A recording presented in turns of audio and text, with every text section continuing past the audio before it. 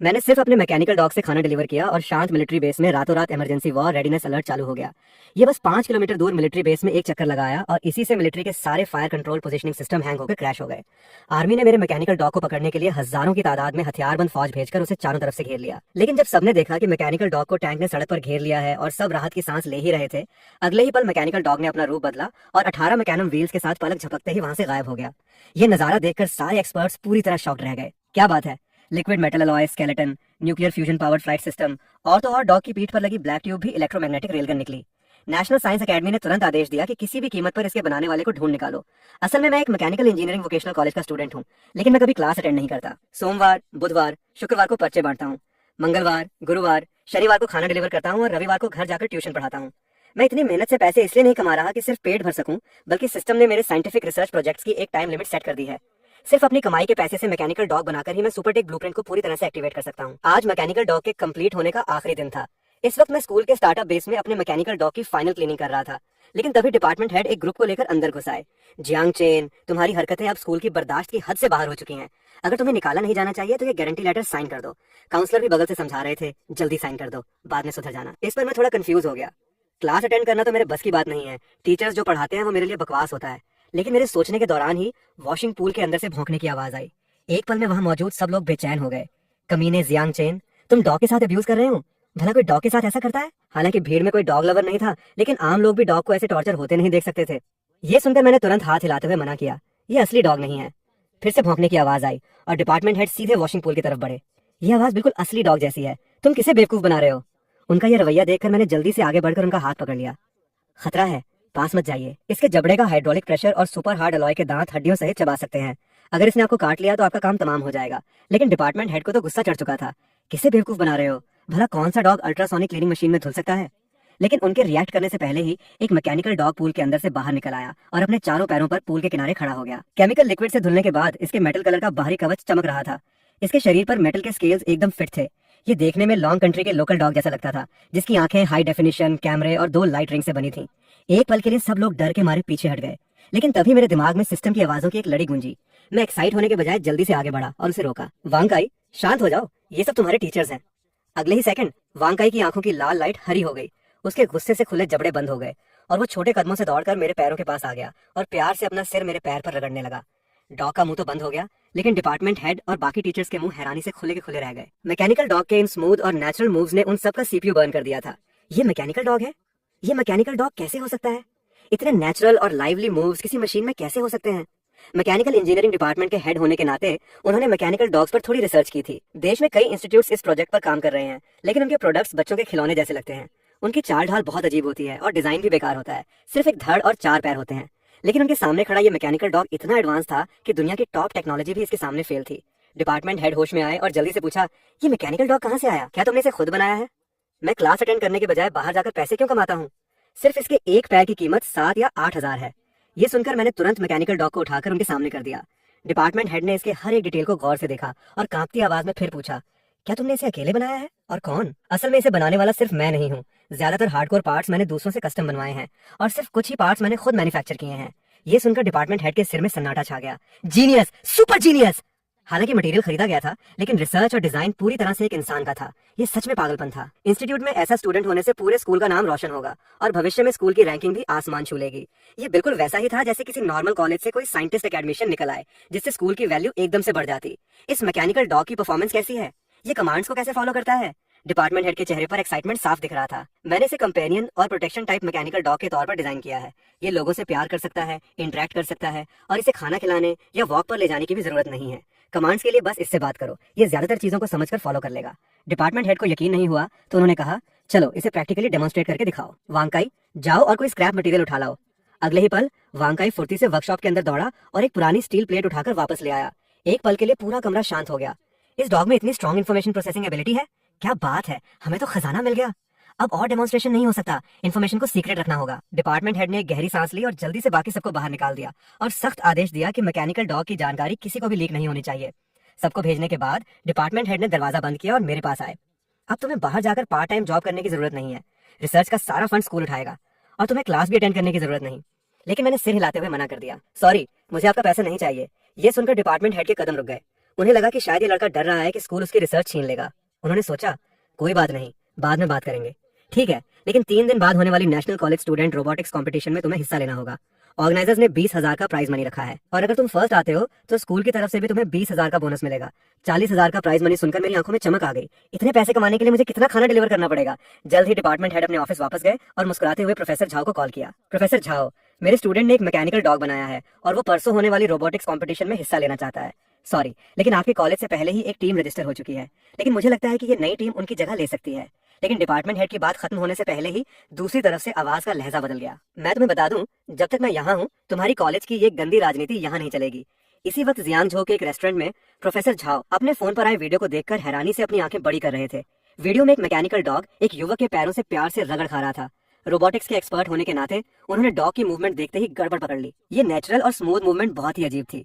Market में मौजूद ज्यादातर मैकेनिकल डॉग्स के लेग जॉइंट सिर्फ एक ही एक्सिस पर घूमते हैं, यानी सिर्फ आगे और पीछे। लेकिन वीडियो वाला डॉग न सिर्फ आगे पीछे बल्कि साइड्स में भी मूव कर सकता था। प्राइवेट रूम में बैठे बाकी बूढ़े प्रोफेसर्स ने प्रोफेसर झाओ को काम करते देख मजाक किया। हम सब इतने दिनों बाद मिले हैं और तुम अभी भी काम में लगे हो। ये काम नहीं है, प्रोफेसर झाओ ने कहते हुए अपना फोन उन्हें बढ़ा दिया। ये तुम्हारे कॉलेज के स्टूडेंट द्वारा बनाया गया मैकेनिकल डॉग है। हमारे कॉलेज का स्टूडेंट? फोन पकड़ने वाले प्रोफेसर की आवाज में साफ तौर पर तंज था। वोकेशनल कॉलेज में टैलेंट नहीं होते और रिसर्च करने वाले तो बहुत ही कम होते हैं, लेकिन जब उन्होंने स्क्रीन पर मैकेनिकल डॉग को देखा तो उनका एक्सप्रेशन एकदम सीरियस हो गया। आम लोग सिर्फ तमाशा देखते हैं, लेकिन एक्सपर्ट्स असली टेक्नोलॉजी पहचान लेते हैं। रोबोटिक्स फील्ड में सालों का तजुर्बा रखने वाले प्रोफेसर का दिमाग इसे देखकर सुन पड़ गया। क्या ये नेचुरल मूवमेंट वाला वीडियो फेक या सीजीआई है? जल्द ही बाकी के 5 लोग भी वहां इकट्ठा हो गए। वे सभी मैकेनिकल इंजीनियरिंग फील्ड के टॉप प्रोफेसर थे और सभी के पास ओवरसीज स्टडी का तजुर्बा था। लेकिन वीडियो देखने के बाद वे सब शांत हो गए। अगर ये सच है तो ये डॉग मैकेनिकल फील्ड में किसी बम धमाके से कम नहीं होगा। मुझे लगता है कि ये फेक है।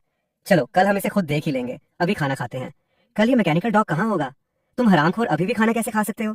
एक बुजुर्ग ने प्रोफेसर झाओ की बात काटते हुए बेसब्री से पूछा। इसी वक्त स्कूल के हॉस्टल गेट पर मैं अपने मैकेनिकल डॉग को खाना डिलीवर करने का कमांड दे रहा था। भाई के पास मैकेनिकल डॉग है तो उससे भी खाना डिलीवर करवा रहा है। ये तो गरीब हो ना आदमी, यो साला अपनी आदत से गरीब हो। खैर, वापस कहानी पर आते हैं। चूंकि स्कूल के अंदर बाहरी डिलीवरी बॉयज को एंट्री नहीं थी, मैं गेट पर उनसे पार्सल लेता और हॉस्टल तक पहुंचाता, जिसके लिए मैं सिर्फ 50 पैसे चार्ज करता था। वोकेशनल कॉलेज का साइज बहुत बड़ा नहीं था, इसलिए मैं अकेले ही सबका खाना डिलीवर करने का काम संभाल लेता था। इसके अलावा मैकेनिकल डॉग ऑर्डर्स को रीड कर सकता था और हर स्टूडेंट के रूम तक एकदम सटीक पहुंच जाता था। ट्रांसपोर्टेशन के लिए मैंने डॉग की पीठ पर एक बास्केट वेल्ड कर दी थी। खाना अंदर डालो और डॉग उसे डेस्टिनेशन तक पहुंचा देता था। जल्द ही एक मैकेनिकल डॉग अपनी पीठ पर बास्केट लादे तेजी से अंदर भागा। हॉस्टल के गेट पर हाथ पकड़े हुए 3 लड़कियां ये नजारा देखकर हैरानी से खड़ी रह गईं। ये डॉग क्या कर रहा है? बास्केट में खाना है? क्या गजब की चीज है। System, notification, shock points +1। Mechanical dog के सिर्फ एक ही ट्रिप में मेरे शॉक पॉइंट्स 100 से ऊपर बढ़ गए। मैं खुशी खुशी डॉग को ऊपर की मंजिलों पर भेजता रहा। खाना लेने आने वाला हर स्टूडेंट थोड़े शॉक पॉइंट्स देता और साथ ही डॉग के बास्केट पर लगे QR कोड को स्कैन करके 50 पैसे पे भी कर देता। क्या बात है, ये डॉग तो सच में गजब है। ये सच में खाना टाइम पर पहुंचा रहा है। देखते ही देखते हॉस्टल के स्टूडेंट्स बाहर आकर तमाशा देखने लगे। इसी दौरान प्रोफेसर झाओ अपने कुछ पुराने दोस्तों के साथ स्कूल के मेन गेट पर पहुंच चुके थे। पहले उस स्टूडेंट को कॉल करके पूछो कि वो कहाँ है, लेकिन उनके फोन निकालने से पहले ही एक प्रोफेसर ने दूर की तरफ इशारा किया। शायद कॉल करने की जरूरत नहीं है, वो देखो, क्या वो वीडियो वाला मैकेनिकल डॉग नहीं है? ये सुनकर सबने उस दिशा में देखा। वहां एक मैकेनिकल डॉग बिल्कुल वीडियो वाले डॉग जैसा ही था। मेटल का ओरिजिनल कलर, देसी डॉग जैसा लुक, और फर्क सिर्फ इतना था कि इसके पीठ पर एक बास्केट लगी थी। एक डिलीवरी बॉय लाइन में खड़ा होकर खाना बास्केट में डाल रहा था और खाने से भरा डॉग एक स्मूथ टर्न लेकर अंदर की तरफ दौड़ पड़ा। एक बुजुर्ग को थोड़ा अजीब लगा। इसके दौड़ने का पोस्चर थोड़ा अनैचुरल और कठोर लग रहा है। शायद इसने सिर्फ सिमुलेशन पर अच्छा काम किया है। लेकिन तभी प्रोफेसर झाओ के बगल में खड़े एक बुजुर्ग के होंठ कांपने लगे। रोबोटिक्स फील्ड के लीजेंड प्रोफेसर शेन ने पहली नजर में ही कुछ अलग नोटिस कर लिया। क्या तुम लोगों ने ध्यान दिया? जब ये दौड़ रहा है तो इसके पीठ की बास्केट एकदम बैलेंस में है। अगर ये नॉर्मल डॉग की तरह दौड़ता तो बास्केट का सारा खाना हिलकर खराब हो जाता। बाकी सबने तुरंत ध्यान से देखा और उनकी आंखें फटी की फटी रह गईं। सच में प्रोफेसर शेन बिल्कुल सही कह रहे थे। ये तो नासमझी है। इतने टॉप लेवल के मैकेनिकल डॉग को खाना डिलीवर करने में लगा दिया। खाना डिलीवर करने का मतलब क्या है? इसका मतलब है कि टेक्नोलॉजी पूरी तरह से मैच्योर हो चुकी है। प्रोफेसर शेन का चेहरा सीरियस हो गया। आखिर ये मैकेनिकल डॉग किस टीम ने बनाया है? टेक्नोलॉजी इतनी मैच्योर होने के बाद ही इसे मार्केट में उतारा गया है। क्या इन्होंने कभी कोई एकेडमिक एक्सचेंज में हिस्सा नहीं लिया? प्रोफेसर शेन बड़बड़ाते हुए प्रोफेसर झाओ की तरफ मुड़े। तुम्हारे कॉलेज का मैकेनिकल डॉग, क्या तुम्हें सच में इसके बारे में कुछ नहीं पता? प्रोफेसर झाओ ने सिर हिलाया। मुझे सच में नहीं पता। मैं अभी उस स्टूडेंट को कॉल करता हूँ, लेकिन मुझे नहीं लगता कि इसे किसी स्टूडेंट ने बनाया होगा। कॉल करने की जल्दी मत करो। डॉग यहाँ खाना डिलीवर कर रहा है तो ये वापस जरूर आएगा। 6 बूढ़े प्रोफेसर गेट पर एक लाइन में खड़े हो गए, जो कि एक अजीब ही नजारा था। कुछ मिनटों बाद मैकेनिकल डॉग हॉस्टल से बाहर निकला और तेजी से स्कूल के गेट की तरफ दौड़ा। इस बार इसके मूव्स एकदम नेचुरल थे और पहले वाली कठोरता पूरी तरह गायब हो चुकी थी। प्रोफेसर शेन ने एक गहरी सांस ली। ये तो धोखा है। हमने अरबों रुपए लगाकर जो चीज अभी तक समझ नहीं पाए, तुम लोग उसे खाना डिलीवर करने में लगा रहे हो। तुरंत कॉलेज के डीन को मेरे सामने पेश करो। इसी वक्त डीन के ऑफिस में डीन हैरानी से डिपार्टमेंट हेड को देख रहे थे। तुम कह रहे हो कि मैकेनिकल इंजीनियरिंग का एक स्टूडेंट जो कभी क्लास नहीं आता, उसने एक टॉप लेवल का मैकेनिकल डॉग बना लिया है और तुम उसे एक लैब देना चाहते हो? हाँ, डीन के पास कोई जवाब नहीं था। एक ऐसे क्लास जिसका एवरेज स्कोर 300 से भी कम है, वहां से कोई सुपर रिसर्चर कैसे निकल सकता है? ये तो कोई सपना लग रहा है। क्या तुम पर काम का प्रेशर ज्यादा है? क्यों ना मैं तुम्हें कुछ दिनों की छुट्टी दे दूं? लेकिन उनकी बात खत्म होने से पहले ही डीन का फोन बज उठा। लेकिन जब उन्होंने स्क्रीन पर नाम देखा तो वे घबरा गए। ये कॉल रोबोटिक्स फील्ड के लीजेंड प्रोफेसर शेन का था। डीन ने इशारे से डिपार्टमेंट हेड को बाहर जाने को कहा और मुस्कुराते हुए फोन उठाया। लेकिन फोन पर प्रोफेसर शेन ने किसी भी औपचारिक बात को काटते हुए सीधा सवाल पूछा, तुम्हारे कॉलेज का वो मैकेनिकल डॉग जो खाना डिलीवर कर रहा है, उसे किस टीम ने बनाया है? डीन पहले तो हैरान हुए और फिर उनका चेहरा एकदम से बदल गया। वे तुरंत अपनी कुर्सी से उठे और ऑफिस के बाहर दौड़कर डिपार्टमेंट हेड को वापस अंदर बुला लाए। डीन ने इशारा करते हुए फोन पर कहा, जी बिल्कुल, मैं आपकी बात उनसे करवाता हूँ। थोड़ी बातचीत के बाद डीन ने फोन काटा और डिपार्टमेंट हेड से डिटेल पूछी। वे खाना डिलीवर करने वाले मैकेनिकल डॉग की बात कर रहे थे। डिपार्टमेंट हेड भी हैरान रह गए। उन्हें खाना डिलीवर करने वाले किसी डॉग के बारे में कुछ नहीं पता था। डीन ने अपना फोन हिलाते हुए कहा, अभी प्रोफेसर शेन का फोन आया था। उन्होंने कहा कि हमारे कॉलेज का एक बहुत ही एडवांस मैकेनिकल डॉग खाना डिलीवर कर रहा है और वे इसके पीछे की टीम से टेक्निकल डिस्कशन करना चाहते हैं। डिपार्टमेंट हेड को नहीं पता था कि प्रोफेसर शेन कौन है, लेकिन डीन के रवैये से लग रहा था कि वे बहुत बड़े व्यक्ति हैं। पहले मैं पता लगाता हूँ और जल्दी ही आपको जवाब देता हूँ। डिपार्टमेंट हेड ऑफिस से बाहर निकले और सीधे मुझे कॉल किया। जियांग चेन, क्या तुम्हें पता है कि स्कूल में कोई मैकेनिकल डॉग खाना डिलीवर कर रहा है? मैं थोड़ा कंफ्यूज हो गया। डिपार्टमेंट हेड मुझे क्यों कॉल कर रहे हैं? क्या मैकेनिकल डॉग से खाना डिलीवर करना मना है? मेरी खामोशी सुनकर डिपार्टमेंट हेड ने सीधा सवाल पूछा, क्या वो मैकेनिकल डॉग तुम्हारा है? मेरे हाँ कहने के बाद डिपार्टमेंट हेड ने फोन काट दिया और वे भी सन्नाटे में आ गए। इतना सुपर पावरफुल मैकेनिकल डॉग बनाकर ये लड़का उसे खाना डिलीवर करने में लगा रहा है। फिर वे मुड़कर डीन के ऑफिस में वापस गए। खाना डिलीवर करने वाला मैकेनिकल डॉग वही है जिसके बारे में मैंने आपको बताया था। उसे उसी स्टूडेंट ने बनाया है। उसका नाम जियांग चेन है। डीन सच में हैरान रह गए। उन्हें यकीन नहीं हुआ कि ये सच में उनके ही कॉलेज का स्टूडेंट है। डिपार्टमेंट हेड ने टेबल पर रखी फाइल की तरफ इशारा किया। इसकी फैमिली बैकग्राउंड एकदम क्लियर है। इसके पास इतने पैसे नहीं है कि ये किसी से मैकेनिकल डॉग की टेक्नोलॉजी खरीद सके। मैकेनिकल डॉग की टेक्नोलॉजी तो दूर, ये एक नॉर्मल मैकेनिकल डॉग भी नहीं खरीद सकता। इस डॉग को बनाने के लिए ये क्लास भी नहीं जाता और दिन रात एक करके काम करता है। डीन ने पर्सनल इन्फॉर्मेशन फाइल खोली और कुछ पल सोचने के बाद बोले, एक्सपेरिमेंट बिल्डिंग की सेकंड फ्लोर की लैब अब से इसके रिसर्च के लिए होगी और ऐसे स्टूडेंट्स को हमें एक बड़ा रिसर्च फंड भी देना चाहिए। मैंने इसे ऑफर किया था, लेकिन इसने रिसर्च फंड लेने से मना कर दिया। डीन भी समझदार थे, उन्होंने तुरंत गहरी बात समझ ली। अगर ये रिसर्च फंड नहीं ले रहा तो हम इसे स्कॉलरशिप के रूप में दे सकते हैं। जल्द ही national college student robotics competition होने वाली है, वहाँ प्राइज मनी मिलती है, तो कॉलेज की तरफ से भी इसे बोनस देना बिल्कुल सही होगा। जाओ और इसके बोनस को बढ़ाकर 3 लाख कर दो। उस कंपटीशन की एंट्री मैं खुद इसके लिए पक्की करूंगा। और हाँ, लैब के यूसेज राइट्स को भी इसके रिवॉर्ड में शामिल कर दो। डिपार्टमेंट हेड को लगा कि डीन सच में बहुत स्मार्ट है, सब कुछ एकदम परफेक्टली अरेंज कर दिया। जब तुम इसके पास जाओ तो इसे बताना कि प्रोफेसर शेन इसके साथ टेक्निकल डिस्कशन करना चाहते हैं। कोशिश करना कि इन दोनों की मीटिंग हो जाए। डीन एक पल में बहुत कुछ सोच चुके थे। बाहर के टॉप रिसर्चर्स के मुकाबले कॉलेज को अपने ही स्टूडेंट को सपोर्ट करना चाहिए। इस मामूली से कॉलेज से एक टॉप लेवल का टेक्निकल जीनियस निकलना बहुत बड़ी बात है। पहले हमने इसे नोटिस नहीं किया, लेकिन अब जब पता चल गया है तो इसे फर्स्ट प्रायोरिटी देनी होगी। इसी वक्त वर्कशॉप में मैं अपना दूसरा मैकेनिकल डॉग असेंबल कर रहा था। असेंबल करते हुए मैं सिस्टम की नोटिफिकेशन सुन रहा था। सिर्फ 1 घंटे में शॉक पॉइंट्स फिर से 300 के पार पहुंच गए थे और लगातार बढ़ रहे थे। मैकेनिकल डॉग से खाना डिलीवर करवाने का आइडिया सच में कमाल का था। तभी मुझे दरवाजे पर दस्तक सुनाई दी। मैंने मुड़कर देखा तो डिपार्टमेंट हेड दरवाजे पर खड़े थे। वे आगे बढ़े और मेरे हाथ में पकड़े आधे बने मैकेनिकल डॉग को देखा तो उनकी आंखें अपने आप बड़ी हो गईं। System, notification, shock points +1। मैं डिपार्टमेंट हेड को देखने लगा। भला इसमें हैरान होने वाली क्या बात है? बिल्कुल भी पेशेंस नहीं है इनमें। डिपार्टमेंट हेड ने पहले बना हुआ पूरा डॉग देखा था, लेकिन अब मुझे इसे इस तरह लाइव असेंबल करते देख वे सच में शॉक्ड थे। हालांकि वे जानते थे कि डॉग मैंने ही बनाया है, लेकिन इस प्रोसेस को अपनी आंखों से देखना एक अलग ही लेवल का शौक था। डिपार्टमेंट हेड ने बड़ी मुश्किल से अपनी नजरें आधे बने डॉग से हटाई। क्या तुम्हारे पास और पैसे हैं? इसे बनाने के बाद तो मेरे सारे पैसे खत्म हो जाएंगे। बनाने के बाद क्या करोगे? खाना डिलीवर करूंगा। गर्ल्स हॉस्टल की साइड का खाना भी डिलीवर करूंगा। वहाँ बॉयज हॉस्टल से ज्यादा कमाई होती है। डिपार्टमेंट हेड खामोश हो गए। इतने महंगे मैकेनिकल डॉग बनाकर खाना डिलीवर करना? अगर कोई बड़ी कंपनी करती तो समझ आता, लेकिन एक इंसान के तौर पर 50 पैसे प्रति ऑर्डर के हिसाब से इससे अपनी लागत निकालने में कितना टाइम लगेगा? ये तो बिल्कुल शॉर्ट साइटेडनेस लग रही थी। मैंने हैरानी से डिपार्टमेंट हेड को देखा और पूछा कि वे मुझसे क्या चाहते हैं। परसों एक national college student robotics competition है। अगर तुम फर्स्ट आते हो तो कॉलेज तुम्हें 3 लाख का बोनस देगा और कंपटीशन के दौरान का सारा खर्चा कॉलेज उठाएगा।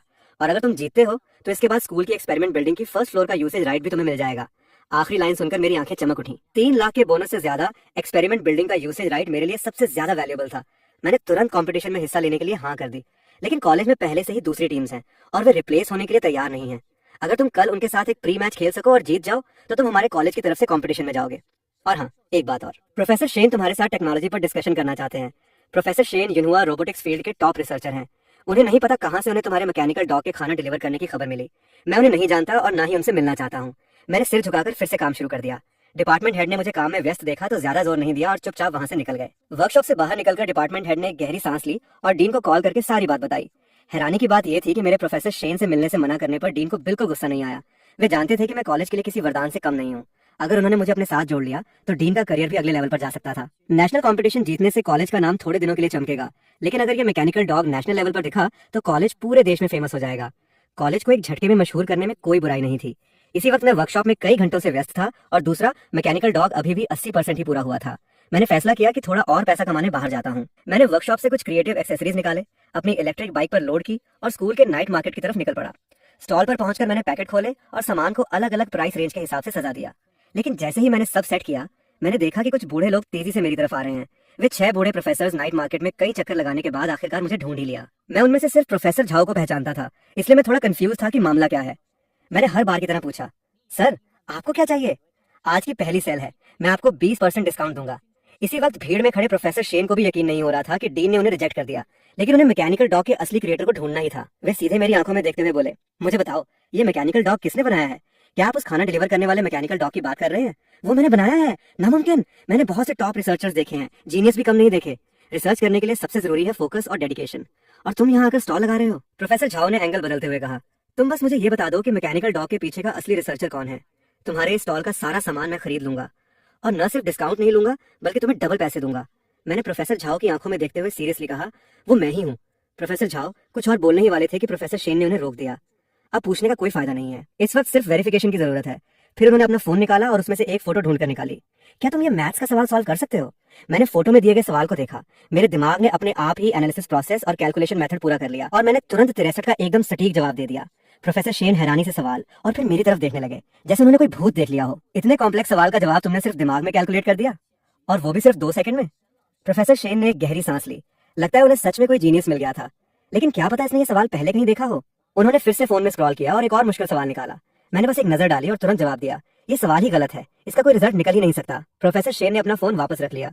ये गलत नहीं हो सकता, ये कस्टम मेड एरर सवाल है जिसे बहुत कम लोगों ने देखा होगा। ये लड़का सच में एक जीनियस है। फिर उन्होंने हाथ हिलाते हुए कहा, स्टॉल बंद करो, ये सारा सामान मैं खरीद लूंगा। लेकिन मैंने उन्हें मौका नहीं दिया और अपना हाथ हिलाते हुए मना कर दिया।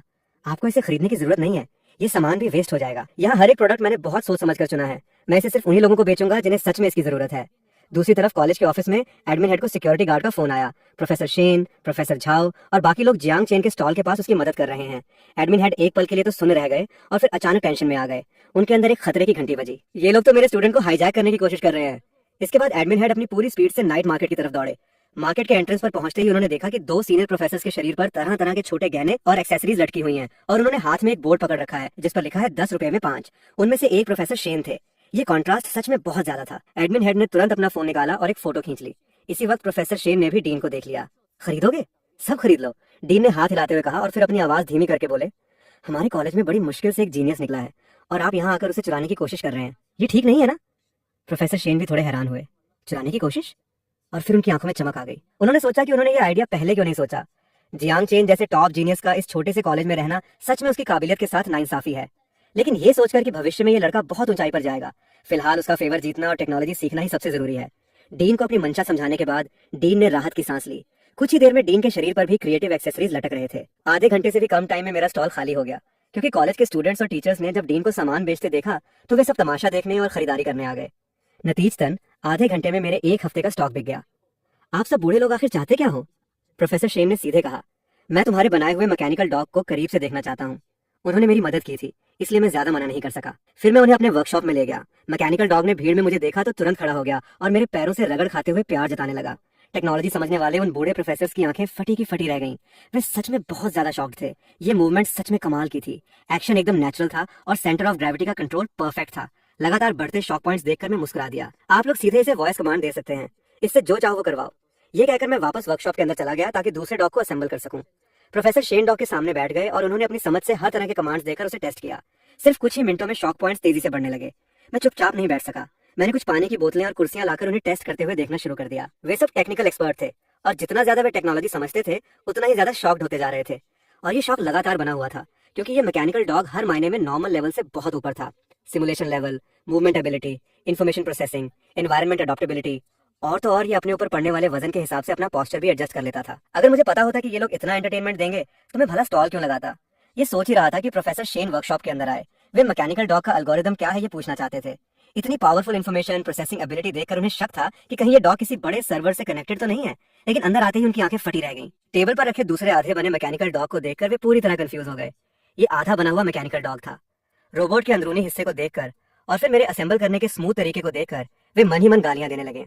सारे प्रिसीजन पार्ट्स हाथ से असेंबल किए जा रहे थे, पूरी तरह से हैंडमेड, और ये सारा प्रोसेस एकदम फ्लो में चल रहा था। उन्होंने देखा कि मैंने एक प्रिसीजन पार्ट को मशीन में डाला और बिना किसी हिचकिचाहट के उसे अलग अलग साइज में काटना शुरू कर दिया। 3 एक्सिस मशीन टूल पहले के लिए तो ठीक था, लेकिन आज के टाइम में इसकी प्रोसेसिंग स्पीड बहुत धीमी है और एक्यूरेसी भी बहुत खराब। ऐसी मशीन से मैकेनिकल डॉग के पार्ट्स कैसे बन सकते हैं? बाकी सबका भी यही रिएक्शन था, लेकिन जल्द ही किसी ने एक अहम सवाल नोटिस किया। तुम पार्ट्स को मशीन करते वक्त किसी ब्लूप्रिंट या ड्राइंग को रेफर क्यों नहीं कर रहे? और ना ही तुम पार्ट्स पर कोई मार्किंग कर रहे हो। तुम्हें कैसे पता चलता है कि कहाँ तक काटना है और शेप कैसी होगी? सबकी हैरान भरी नजरों के बीच मैंने तैयार पार्ट को बाहर निकाला, बिना किसी मेजरमेंट के सीधे उसे आधे बने मैकेनिकल डॉग में फिट कर दिया। प्रोफेसर शेन पूरी तरह हैरान रह गए। क्या तुम अपने बनाए हुए पार्ट्स को मेजर नहीं करते? मेरी आंखें ही मेरा स्केल हैं। एक हल्की सी क्लिक की आवाज आई और पार्ट एकदम परफेक्टली फिट हो गया। मैं आगे के पार्ट्स इंस्टॉल करता रहा। प्रोफेसर शेन खामोशी से देखते रहे और सोचते भी रहे। पहले उन्होंने 2 मैथ्स के सवालों से टेस्ट किया और कंफर्म किया कि मैं जीनियस हूँ, लेकिन अब उनकी आंखों के सामने जो हो रहा था वो बता रहा था कि ये लड़का सिर्फ एक टॉप रिसर्चर ही नहीं है, बल्कि इसके हाथों में असाधारण रूप से कमाल की प्रैक्टिकल एबिलिटी है। इसका भविष्य यकीनन बहुत शानदार होगा। जैसे ही मैंने आखिरी पार्ट को फिक्स किया, दूसरा मैकेनिकल डॉग पूरी तरह तैयार हो गया। मैंने इसका नाम लिटिल ब्लैक रखा, जो स्पेशली गर्ल्स हॉस्टल का खाना डिलीवर करने के लिए था। रुको, तुमने ये दूसरा मैकेनिकल डॉग भी खाना डिलीवर करने के लिए ही बनाया है? जब मैं फ्री रहता हूँ तो खाना डिलीवर करके अपने क्लासमेट्स की मदद भी कर देता हूँ, और साथ ही मैकेनिकल डॉग की टेस्टिंग भी हो जाती है। ये बुरा तो नहीं है ना? प्रोफेसर शेन के मुंह से ये तो ना समझी है निकलने ही वाला था, लेकिन उन्होंने सोचा कि आखिरकार रोबोट्स इंसानों की सर्विस के लिए ही तो बनाए जाते हैं। फिर उन्होंने हिम्मत करके पूछा, क्या तुम मुझे एक डॉग बेच सकते हो? मैं इसे स्टडी करना चाहता हूँ। 1 लाख प्रति डॉग, नो मोल भाव, 1 हफ्ते बाद डिलीवरी। प्रोफेसर शेन ने मेरे हैरान चेहरे को देखा और बिना सोचे 50,000 का एडवांस पेमेंट कर दिया। मजाक कर रहे हो? अगर ये 10 लाख का भी होता तो वे खरीद लेते। 1 और घंटे के बाद वे सभी बूढ़े प्रोफेसर अपनी उत्सुकता शांत न होने के बावजूद वहां से निकले। वे जब आए थे तो बहुत इमोशनल थे और जाते वक्त बहुत ज्यादा एक्साइटेड थे। डीन ने कंफर्म किया कि प्रोफेसर शेन ने मुझे हायर करने की कोशिश नहीं की, तभी वे आखिर में निकले। 50,000 के एडवांस पेमेंट के साथ मैंने एक साथ 3 सेट्स के पार्ट्स ऑर्डर कर दिए। अब मैं एक ऐसा प्रोटेक्शन मैकेनिकल डॉग बना सकता था जिसे मैं अपने साथ हर जगह कैरी कर सकूं। अगले दिन मैं शॉक पॉइंट्स की नोटिफिकेशन की आवाज से जागा। दोनों मैकेनिकल डॉग्स सुबह सुबह ही खाना डिलीवर करने निकल चुके थे और जहां भी जा रहे थे लोगों को हैरान कर रहे थे। अचानक मेरे दिमाग में सिस्टम की नोटिफिकेशन बदल गई। शॉक पॉइंट्स 1000 तक पहुंच गए हैं। सुपर टेक ब्लूप्रिंट का पहला पेज अनलॉक किया जा सकता है। फ्लाइंग कार, पार्टिकल कैनाल वगैरह अनलॉक हो रहे हैं। बहुत सारे टेक प्रोडक्ट्स देखकर मैं हैरान रह गया। क्या बात है, ये तो सिर्फ पहला पेज है और इतना पावरफुल है। इसके बाद तो अभी 10 से ज्यादा पेज और हैं। मैं सोच भी नहीं सकता कि आगे कितनी खतरनाक टेक्नोलॉजी होगी। अचानक मेरी नजर एक मेटल सूट पर पड़ी। ये सच में बहुत कूल लग रहा था, बिल्कुल आयरन मैन जैसा। बस इस मेटल सूट में थोड़े ज्यादा एंगल्स थे जो इसे और भी ज्यादा खतरनाक और रॉब्स लुक दे रहे थे। Exoskeleton, bullet proof armour. इसे एक्सचेंज करने के लिए 3800 शॉक पॉइंट्स चाहिए। शर्त इतनी कठिन है? बाकी चीजें कैसी हैं?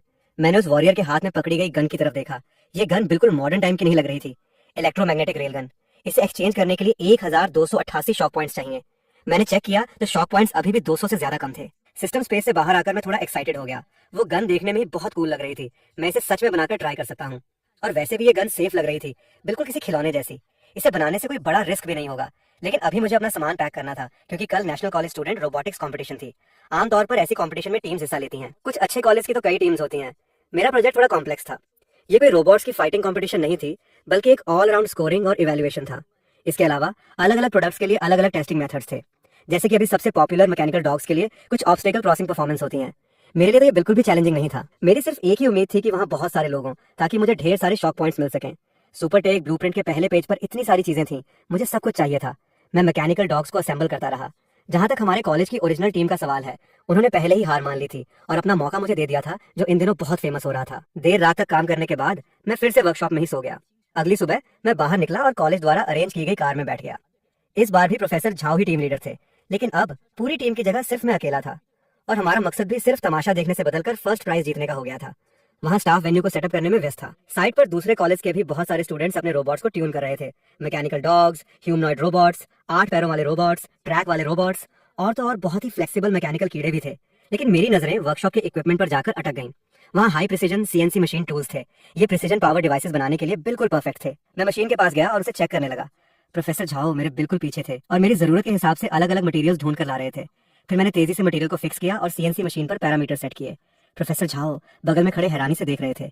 ये अभी से शुरू हो गया, और वो भी बिना किसी ब्लूप्रिंट के? आखिर इसका दिमाग कैसे काम करता है? क्या इसने सारे कॉम्प्लेक्स पार्ट्स के ड्राइंग्स अपने दिमाग में रट लिए हैं? शेप याद रखी जा सकती है, स्पेसिफिक पैरामीटर्स भी याद रखे जा सकते हैं, लेकिन कॉम्प्लेक्स पैरामीटर्स और पार्ट्स के कर्व्स को बिना कैलकुलेट किए कैसे याद रखा जा सकता है? सच में पागल जीनियस है। प्रोफेसर झाओ बगल से देख रहे थे कि मैं कितनी तेजी से एक के बाद एक पार्ट्स बना रहा हूँ और साथ ही साथ फोन पर उन पार्ट्स को ऑर्डर कर रहा हूँ जो यहाँ नहीं बन सकते।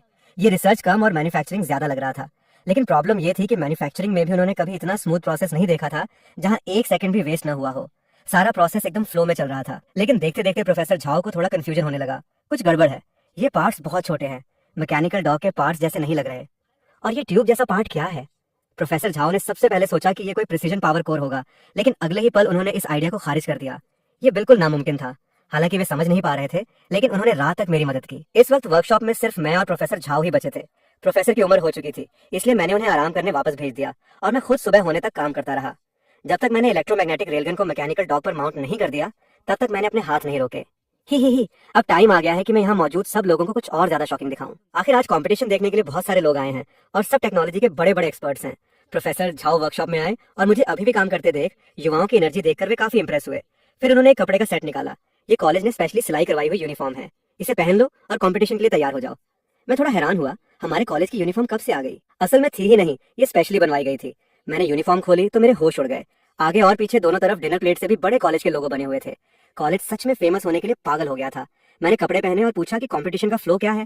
पहले लकी ड्रॉ होगा, फिर उसी सीक्वेंस में स्टेज पर जाकर रोबोट की परफॉर्मेंस दिखानी होगी। नीचे जजेस बैठे होंगे जो रोबोट के परफॉर्मेंस के हिसाब से मार्क्स देंगे। पासिंग मार्क्स मिलने के बाद सेकंड राउंड में सेम कैटेगरी के रोबोट्स की रैंकिंग होगी। टेंशन मत लो, बस लकी ड्रॉ के बाद स्टेज पर जाकर डॉग को इंट्रोड्यूस करना और परफॉर्मेंस दिखाना है। ये सुनकर मैं खुश हो गया। ये रूल मेरे लिए बहुत फायदेमंद था। मैकेनिकल डॉग सामने आते ही सबको शॉक्ड कर देगा और मुझे ढेर सारे शॉक पॉइंट्स मिलेंगे। तभी ब्रॉडकास्ट में अनाउंसमेंट हुई। होस्ट स्टेज पर आकर ओपनिंग स्पीच दे रहा था। नीचे बहुत भीड़ थी। फर्स्ट रो में जजेस और मिलिट्री ऑफिसर्स बैठे थे और पीछे कॉलेज स्टूडेंट्स, कंपनी रिप्रेजेंटेटिव्स और आम पब्लिक थी। कम से कम 10,000 लोग तो होंगे ही। अगर आज परफॉर्मेंस अच्छी रही तो शायद 10 बार 10 पुल भी कर सकता हूँ। होस्ट की स्पीच खत्म होने के बाद 100 से ज्यादा कॉलेज के रिप्रेजेंटेटिव स्टेज पर लकी ड्रॉ के लिए गए। सबने यूनिफॉर्म पहनी थी, लेकिन इतना बड़ा लोगो सिर्फ मेरी यूनिफॉर्म पर था। मैं स्टेज पर गया और मुझे नंबर 16 मिला। स्टाफ ने याद दिलाया कि परफॉर्मेंस के लिए सिर्फ 2 मिनट का टाइम है। मैं एक स्टिक लेकर प्रोफेसर झाओ के बगल में जाकर बैठ गया। वोकेशनल कॉलेज के सिर्फ 10 के करीब स्टूडेंट्स थे, लेकिन इतने होना भी काफी अच्छा था क्योंकि ये पहले से ही स्क्रीनिंग के बाद का रिजल्ट था। बाकी के पार्टिसिपेंट्स सभी टॉप यूनिवर्सिटीज से थे।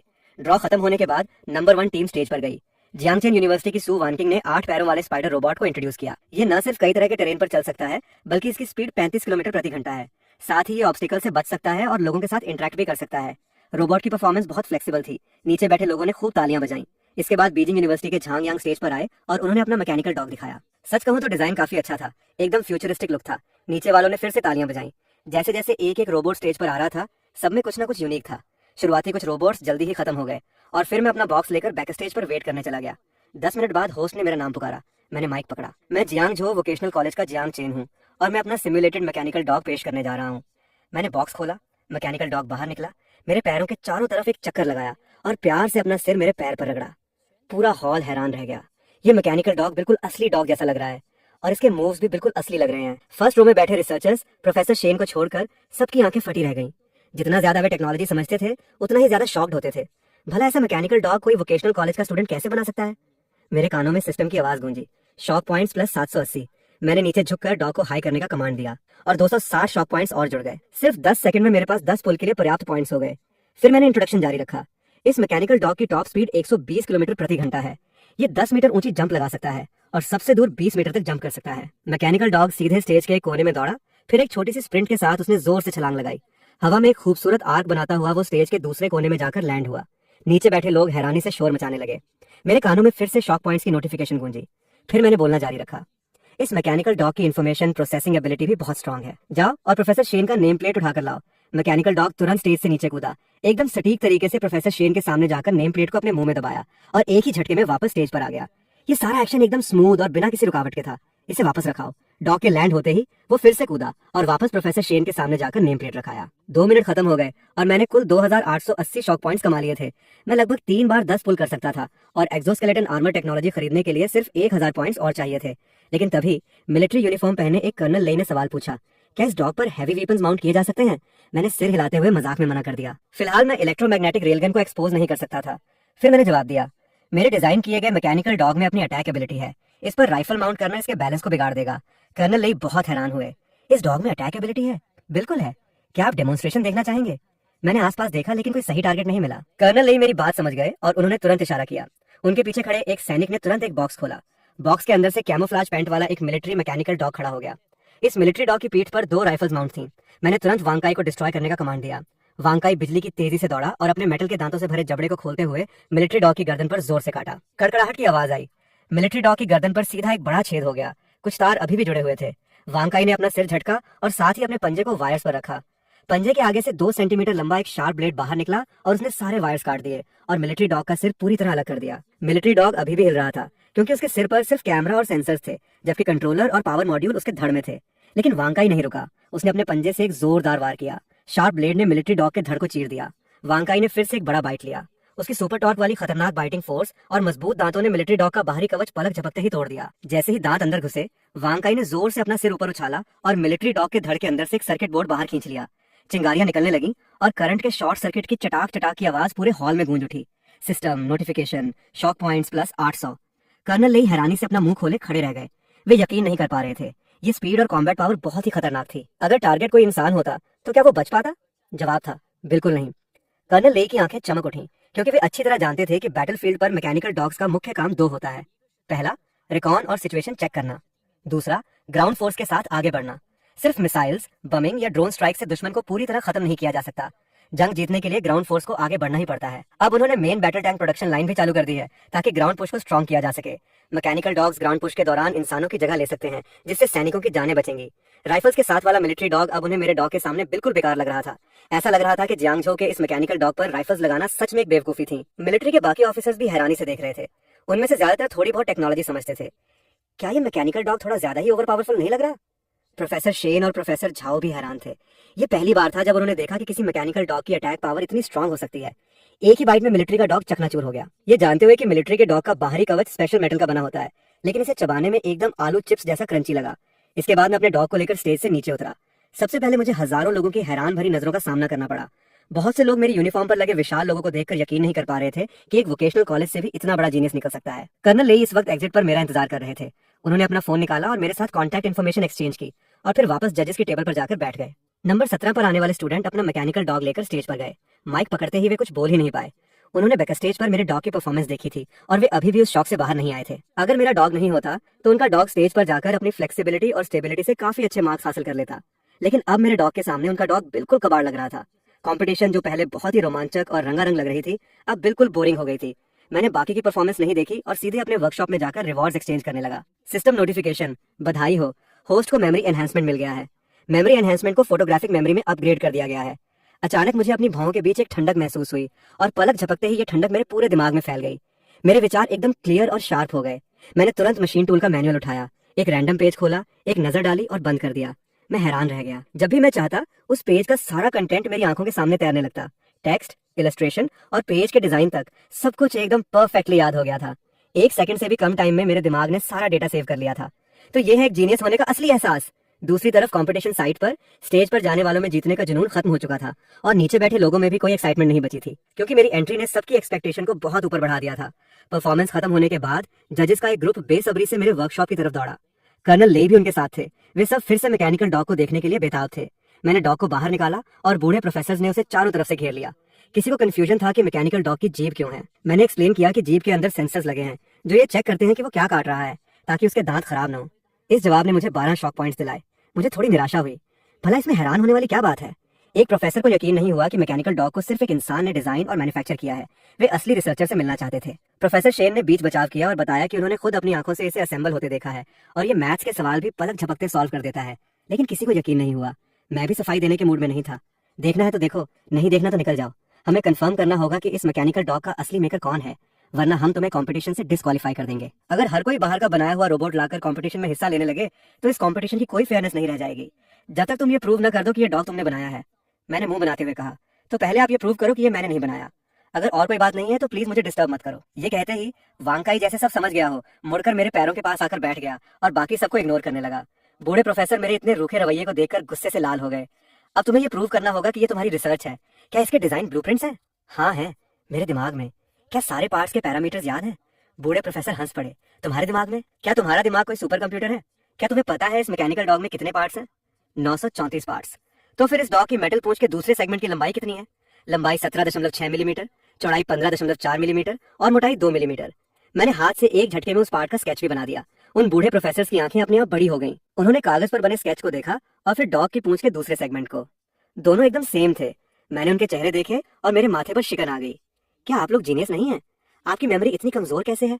कुछ 100 पार्ट्स को याद रखना इतना मुश्किल है क्या? इसके लिए सुपर कंप्यूटर की क्या जरूरत है? बूढ़े प्रोफेसर हैरानी से बोले, नामुमकिन। मैकेनिकल डॉग के पंजे के जॉइंट को जोड़ने वाले 2 पार्ट्स कैसे दिखते हैं? उनके पैरामीटर्स क्या हैं? मैंने फिर से तेजी से स्केच बनाया और कागज उन्हें पकड़ा दिया। आपस में जुड़े हुए कुल 4 मेन पार्ट्स हैं और 18 छोटे पार्ट्स। बूढ़े प्रोफेसर ने झुककर ड्राइंग देखी और फिर मैकेनिकल डॉग के जॉइंट्स को। ठीक है, अगर आपके पास कोई और काम नहीं है तो मुझे डिस्टर्ब मत करो, मुझे अभी काम करना है। मैं बोलते हुए मशीन टूल को ऑपरेट करने लगा। कर्नल लेई आगे बढ़े। मैं इस मैकेनिकल डॉग के बारे में तुमसे कुछ बात करना चाहता हूँ। उन्होंने अभी तक सारा तमाशा देखा था, लेकिन मेरी टैलेंट देखने के बाद उनकी आंखों में सिर्फ तारीफ थी। वे हमेशा सोचते थे कि फोटोग्राफिक मेमोरी सिर्फ एक एग्जैजरेशन है, लेकिन जब उन्होंने मुझे सच में ये करके दिखाया तब जाकर उन्हें यकीन हुआ कि ये सच में मौजूद है। तुम्हारे बनाए हुए मैकेनिकल डॉग की लागत कितनी है और इसे मास प्रोडक्शन में कब तक लाया जा सकता है? मेरे शुरुआती कुछ यूनिट्स की लागत 40,000 के करीब थी, लेकिन जैसे जैसे मैंने ज्यादा पार्ट्स बनाए कीमत घटकर 30,000 रह गई। अगर आप लोग इसे बड़े लेवल पर ऑर्डर करते हैं तो मास प्रोडक्शन की कीमत 10,000 के अंदर आ सकती है। ये क्या कॉन्सेप्ट है? एक असली डॉग को ट्रेन करने में कम से कम 1 लाख का खर्चा आता है और उसके फेल होने का रिस्क भी होता है। और अगर वो आर्मी डॉग बन भी जाता है तो उसका सालाना मेंटेनेंस खर्चा 30,000 से ऊपर होता है। कर्नल लेई के एक्साइटेड चेहरे को देखकर मुझे उनका लालच समझ आ गया। थ्योरी में तो ऐसा ही है, लेकिन फिलहाल मेरे पास सिर्फ एक छोटी सी वर्कशॉप है और प्रोडक्शन स्पीड बहुत धीमी है। कर्नल लेई ने हाथ हिलाया। वो कोई प्रॉब्लम नहीं है, हम अपने लोग भेजकर आपके साथ कोऑर्डिनेट करवा देंगे। प्रोफेसर शेन आगे आए। मैं ये काम करूंगा, मेरा फील्ड मैच करता है। तभी मुझ पर सवाल उठाने वाले बूढ़े प्रोफेसर भी आगे आए। ऐसा मत कहो, मेरा फील्ड भी मैच करता है और मेरे पास ज्यादा तजुर्बा है। इसके अलावा मेरे पास मैकेनिकल डॉग की प्रोडक्शन लाइन भी है। मैं तुम्हारे डॉग को सबसे जल्दी मार्केट में ला सकता हूँ। बाकी लोगों के भी चेहरे बदल गए। वे भी मदद करना चाहते थे और मैकेनिकल डॉग को मास प्रोडक्शन में लाना चाहते थे। अगर ऐसा होता तो वे इसके अंदर की टेक्नोलॉजी को सीख सकते थे। ये उनके लिए सीखने का एक सुनहरा मौका था। इस मैकेनिकल डॉग का होना उनके लिए किसी एलियन टेक्नोलॉजी के हमले जैसा था। वे सच में इसके अंदरूनी स्ट्रक्चर को जानना चाहते थे। मैंने इन लालची लोगों को देखा और सीधे प्रोफेसर शेन को चुन लिया, क्योंकि वे सबसे पहले मुझसे मिले थे। प्रोफेसर शेन मुस्कुराते हुए मेरे साथ कॉन्टैक्ट नंबर एक्सचेंज करने लगे। कर्नल लेई ने भी कंफर्म किया, भविष्य में कोई भी प्रॉब्लम या जरूरत हो सीधे मुझे कॉल करना। प्राइसिंग के बारे में मैंने 2 अलग अलग प्राइस सेट किए। एक मिलिट्री के लिए, जो बहुत कम था क्योंकि इसका कोई कॉम्पिटिटर था ही नहीं। मैकेनिकल डॉग की परफॉर्मेंस एक तरह से मोनोपोली थी। दूसरा मार्केट प्राइस, जो थोड़ा ज्यादा था, वरना बाकी कंपनियों का बिजनेस चौपट हो जाता और मार्केट स्टेबिलिटी बिगड़ जाती। सारी बातचीत खत्म होने के बाद दोपहर की अवार्ड सेरेमनी का टाइम हो गया। जैसी उम्मीद थी, मैंने ओवरऑल चैंपियनशिप जीत ली। अवार्ड स्टेज पर खड़े होकर मैंने मन ही मन सोचा, इस बार फिर से ढेर सारे शॉक पॉइंट्स मिल गए। इसी वक्त होस्ट माइक लेकर स्टेज पर था। इस रोबोटिक्स कंपटीशन की first prize Jiangzhong vocational technical college के जियांग चेन को मिली है। उनके सिमुलेटेड कंपेनियन रोबोट ने अपनी super high simulation, super intelligent information analysis और अल्टीमेट परफॉर्मेंस से सबको पीछे छोड़ दिया। मैं बड़े कदमों से स्टेज की तरफ बढ़ा, लेकिन तभी नीचे बैठे प्रोफेसर झाओ मैकेनिकल डॉग को सहला रहे थे और अचानक डॉग के अंदर से एक काली पिस्टल जैसी चीज बाहर निकल आई। ये जियांग चेन भी ना, ऑर्गेनाइजर्स का सारा मटेरियल खत्म हो गया था और फिर भी इसने एक खिलौना गन बना डाला। प्रोफेसर झाओ ने उस गन को उठाया और गौर से देखने लगे। प्लास्टिक की बाहरी बॉडी, लेकिन इसका भारी वजन इसे एक प्रीमियम फील दे रहा था। डिजाइन बहुत ही यूनिक था। आगे बैरल भी था जो इसे एक फ्यूचरिस्टिक वेपन का लुक दे रहा था। 50 सेंटीमीटर की लंबाई, न बहुत बड़ी न बहुत छोटी, दोनों हाथों से पकड़ने के लिए एकदम परफेक्ट। प्रोफेसर झाओ का हाथ अपने आप गन के ग्रिप पर चला गया और उनकी उंगली ट्रिगर पर रखी गई। मैं स्टेज पर खड़ा था और जैसे ही मैंने प्रोफेसर झाओ को गन पकड़े देखा, मैंने तुरंत माइक छीन लिया। प्रोफेसर झाओ, ट्रिगर मत दबाना, खतरा है। प्रोफेसर झाओ मेरी अचानक आई चीख से चौंक गए और उनकी इंडेक्स फिंगर अपने आप ट्रिगर पर दब गई। एक हल्की सी पट की आवाज आई और एक छोटा सा प्रोजेक्टाइल हवा को चीरता हुआ स्टेडियम की छत के एक मेटल बीम पर जाकर लगा। पलक झपकते ही उस स्टील के बीम पर एक छेद हो गया। 3 गुना साउंड स्पीड से निकले उस प्रोजेक्टाइल की किलिंग पावर खतरनाक थी। लेकिन ये अभी खत्म नहीं हुआ था, क्योंकि ये एक इलेक्ट्रोमैग्नेटिक रेलगन थी और इसके बुलेट्स को खाली खोके बाहर निकालने की जरूरत नहीं थी। अगले ही पल एक के बाद एक बुलेट्स बैरल के अंदर लोड हुए और एक्सीलरेट होकर बाहर निकलने लगे। देखते ही देखते दर्जनों बुलेट्स छूटने लगे। जैसे जैसे प्रोफेसर झाओ का हाथ हिलता, बुलेट्स का एंगल बदलता और स्टेडियम की छत पर बुलेट्स की एक सीधी लाइन बन गई। छत के कई स्टील बीम्स टूट गए और चरमराने की आवाजें आने लगी, जैसे छत अब गिरने वाली हो। प्रोफेसर झाओ घबरा गए और उन्होंने तुरंत गन छोड़ दी। उनका चेहरा हैरानी से सफेद पड़ चुका था। आसपास के लोग चीखते हुए इधर उधर भागने लगे। कर्नल लेई हैरानी से मुड़े और गन पकड़े हुए प्रोफेसर झाओ पर चिल्लाए, गन नीचे रखो। प्रोफेसर झाओ ने तुरंत हाथ छोड़ दिया और गन जमीन पर गिर गई। कर्नल लेई ने छत की तरफ देखा जो किसी भी वक्त गिर सकती थी और तुरंत भीड़ को खाली करने का आदेश दिया। उनके सैनिक और स्टाफ मिलकर लोगों को स्टेडियम से बाहर निकालने लगे। मैं भी थोड़ा घबरा गया था, क्योंकि मुझे नहीं पता था कि प्राइवेटली गन बनाने के क्या नतीजे हो सकते हैं। लेकिन गन बनाना और फिर इतने सारे राउंड फायर करना, ये बिल्कुल भी छोटी बात नहीं थी। मैंने ये गन सिर्फ अपने शौक के लिए बनाई थी, लेकिन अब मामला बहुत बड़ा हो चुका था। मैंने एक गहरी सांस ली और प्रोफेसर झाओ की तरफ बढ़ा। प्रोफेसर झाओ अभी तक शॉक में थे, लेकिन उन्हें अब भी यकीन नहीं हो रहा था। क्या ये सच में इलेक्ट्रोमैग्नेटिक रेलगन है? मुख्य रूप से बुलेट की हवा को चीरने की आवाज और फिर इसकी फायरिंग स्पीड और रिकॉइल बहुत कम था। लेकिन सबसे ज्यादा शॉकिंग बात ये थी कि मैंने कल ही इस इलेक्ट्रोमैग्नेटिक रेलगन को बनाने के बारे में सोचा था और आज ये बनकर तैयार भी हो गई। क्या ये एफिशिएंसी बहुत ज्यादा नहीं है और इसकी पावर भी इतनी ज्यादा? प्राइवेटली वीपन रिसर्च करने के नतीजे क्या होते हैं? प्रोफेसर झाओ पहले तो कुछ समझ नहीं पाए, फिर उन्होंने कर्नल लेई की तरफ देखा। वे अभी काफी दूर थे, इसलिए उन्होंने जल्दी से अपना फोन निकाला और कॉल किया। प्रोफेसर वेई, तुरंत रोबोटिक्स कंपटीशन की साइट पर आओ। फोन के दूसरी तरफ प्रोफेसर वेई हैरान हुए, मैं वहां क्यों आऊं? मेरे स्टूडेंट की बनाई इलेक्ट्रोमैग्नेटिक रेलगन से थोड़ा एक्सीडेंट हो गया है। उसकी रेलगन ने स्टेडियम की छत के स्टील बीम्स को तोड़ दिया है। प्रोफेसर वेई हंस पड़े, क्या बकवास कर रहे हो? स्टील बीम्स को इलेक्ट्रोमैग्नेटिक रेलगन से तोड़ा जा सकता है? जल्दी आओ वरना नतीजे बहुत बुरे होंगे। प्रोफेसर वेई की हंसी रुक गई, मैं तुरंत आ रहा हूँ। फोन काटने के बाद भी प्रोफेसर वेई की आंखों में यकीन नहीं था। इलेक्ट्रोमैग्नेटिक रेलगन की पावर इतनी ज्यादा कैसे हो सकती है? मौजूदा टेक्नोलॉजी लेवल से अगर स्टील पाइप्स तोड़ने हैं तो गन की बैरल कितनी लंबी और भारी होनी चाहिए। पहले जाकर देखता हूँ कि मामला क्या है। प्रोफेसर झाओ ने फोन काटा और मेरी तरफ देखा। अगली बार कोई वीपन या इक्विपमेंट बनाने से पहले मुझे बता देना। मेरा लेवल भले ही ऊंचा ना हो, लेकिन मैं कुछ लोगों को जानता हूँ। जरूरत पड़ी तो मैं तुम्हारी मदद करवा सकता हूँ। मैंने मजबूरी में सिर हिलाया। तभी कर्नल लेई वहां पहुंचे। प्रोफेसर झाओ ने सबसे पहले बोला, गलती से मेरे हाथ से फायर हो गया था। गन कहाँ है? प्रोफेसर झाओ ने जमीन की तरफ इशारा किया। कर्नल लेई ने झुककर उस खिलौना जैसी गन को देखा, प्लास्टिक की बॉडी और सस्ती पेंट। कर्नल लेई एक पल के लिए खामोश हो गए। क्या आपको पक्का यकीन है कि ये खिलौना गन नहीं है? ये इलेक्ट्रोमैग्नेटिक रेलगन है। फिर प्रोफेसर झाओ ने सफाई देते हुए कहा, ये न्यू वीपन रिसर्च इंस्टीट्यूट के प्रोफेसर वेई ने जियांग चेन से असिस्ट करवाकर बनवाई है। कर्नल लेई ने गन उठाई और फिर दूर टूटी हुई छत की तरफ देखा। मिलिट्री लॉजिस्टिक्स के हेड होने के नाते वे न्यू वीपन्स के इंचार्ज थे और हर तरह की हाईटेक वीपन्स के बारे में जानते थे। इलेक्ट्रोमैग्नेटिक रेलगन्स हर साल अपग्रेड होती हैं, लेकिन उनकी पावर कभी इतनी ज्यादा नहीं होती और ना ही एक्यूरेसी इतनी हाई होती है। लेकिन जियांग चेन की गन की पावर सच में खतरनाक थी। इतने मोटे स्टील पाइप्स को तोड़ दिया था और छत पर बने बुलेट होल्स की लाइन एकदम सीधी और परफेक्ट थी। इसकी एक्यूरेसी यकीनन बहुत हाई थी। कर्नल लेई ने मेरी तरफ देखकर पूछा, इस गन की फायरिंग स्पीड क्या है? मैक्सिमम फायरिंग स्पीड 80 राउंड्स प्रति सेकंड। कर्नल लेई की आंखें फटी रह गईं। क्या 80? System notification, shock points plus 300। आसपास खड़े सभी लोग एक साथ हैरान रह गए। प्रति सेकंड 80 राउंड्स? भाई साहब, मशीन गन की स्पीड भी इतनी नहीं होती। अगर असॉल्ट राइफल की बात करें जैसे M16, तो उसकी थ्योरेटिकल फायरिंग स्पीड सिर्फ 10 राउंड्स प्रति सेकंड होती है और वो भी बिना रीलोड और ओवरहीटिंग के। और फुल ऑटोमेटिक AK-47 की स्पीड भी सिर्फ 14 राउंड्स प्रति सेकंड होती है। ये इलेक्ट्रोमैग्नेटिक रेलगन तो गैटलिंग गन से भी ज्यादा खतरनाक थी। कर्नल लेई गन को हाथ में पकड़े हुए पूछने लगे, इसके अंदर कितने बुलेट्स लोड हो सकते हैं? 300 राउंड्स। कर्नल लेई के माथे पर शिकन आ गई। इतने ज्यादा? बुलेट्स डायमंड शेप के हैं जिन्हें इंटरलॉक करके रखा जा सकता है ताकि सेम स्पेस में ज्यादा बुलेट्स आ सकें, और बुलेट्स के अंदर से खोखले हैं इसलिए वजन भी ज्यादा नहीं होता। तो इसकी किलिंग रेंज क्या है? टेस्ट नहीं किया है, लेकिन थ्योरी के हिसाब से इसकी परफेक्ट किलिंग रेंज 800 से 1000 मीटर के बीच होनी चाहिए। कर्नल लेई की बड़ी बड़ी आंखों में कंफ्यूजन था। क्या ये सच में इलेक्ट्रोमैग्नेटिक रेलगन है? कर्नल लेई से रहा नहीं गया और वे इसे टेस्ट करना चाहते थे, लेकिन ये जगह टेस्टिंग के लिए सही नहीं थी।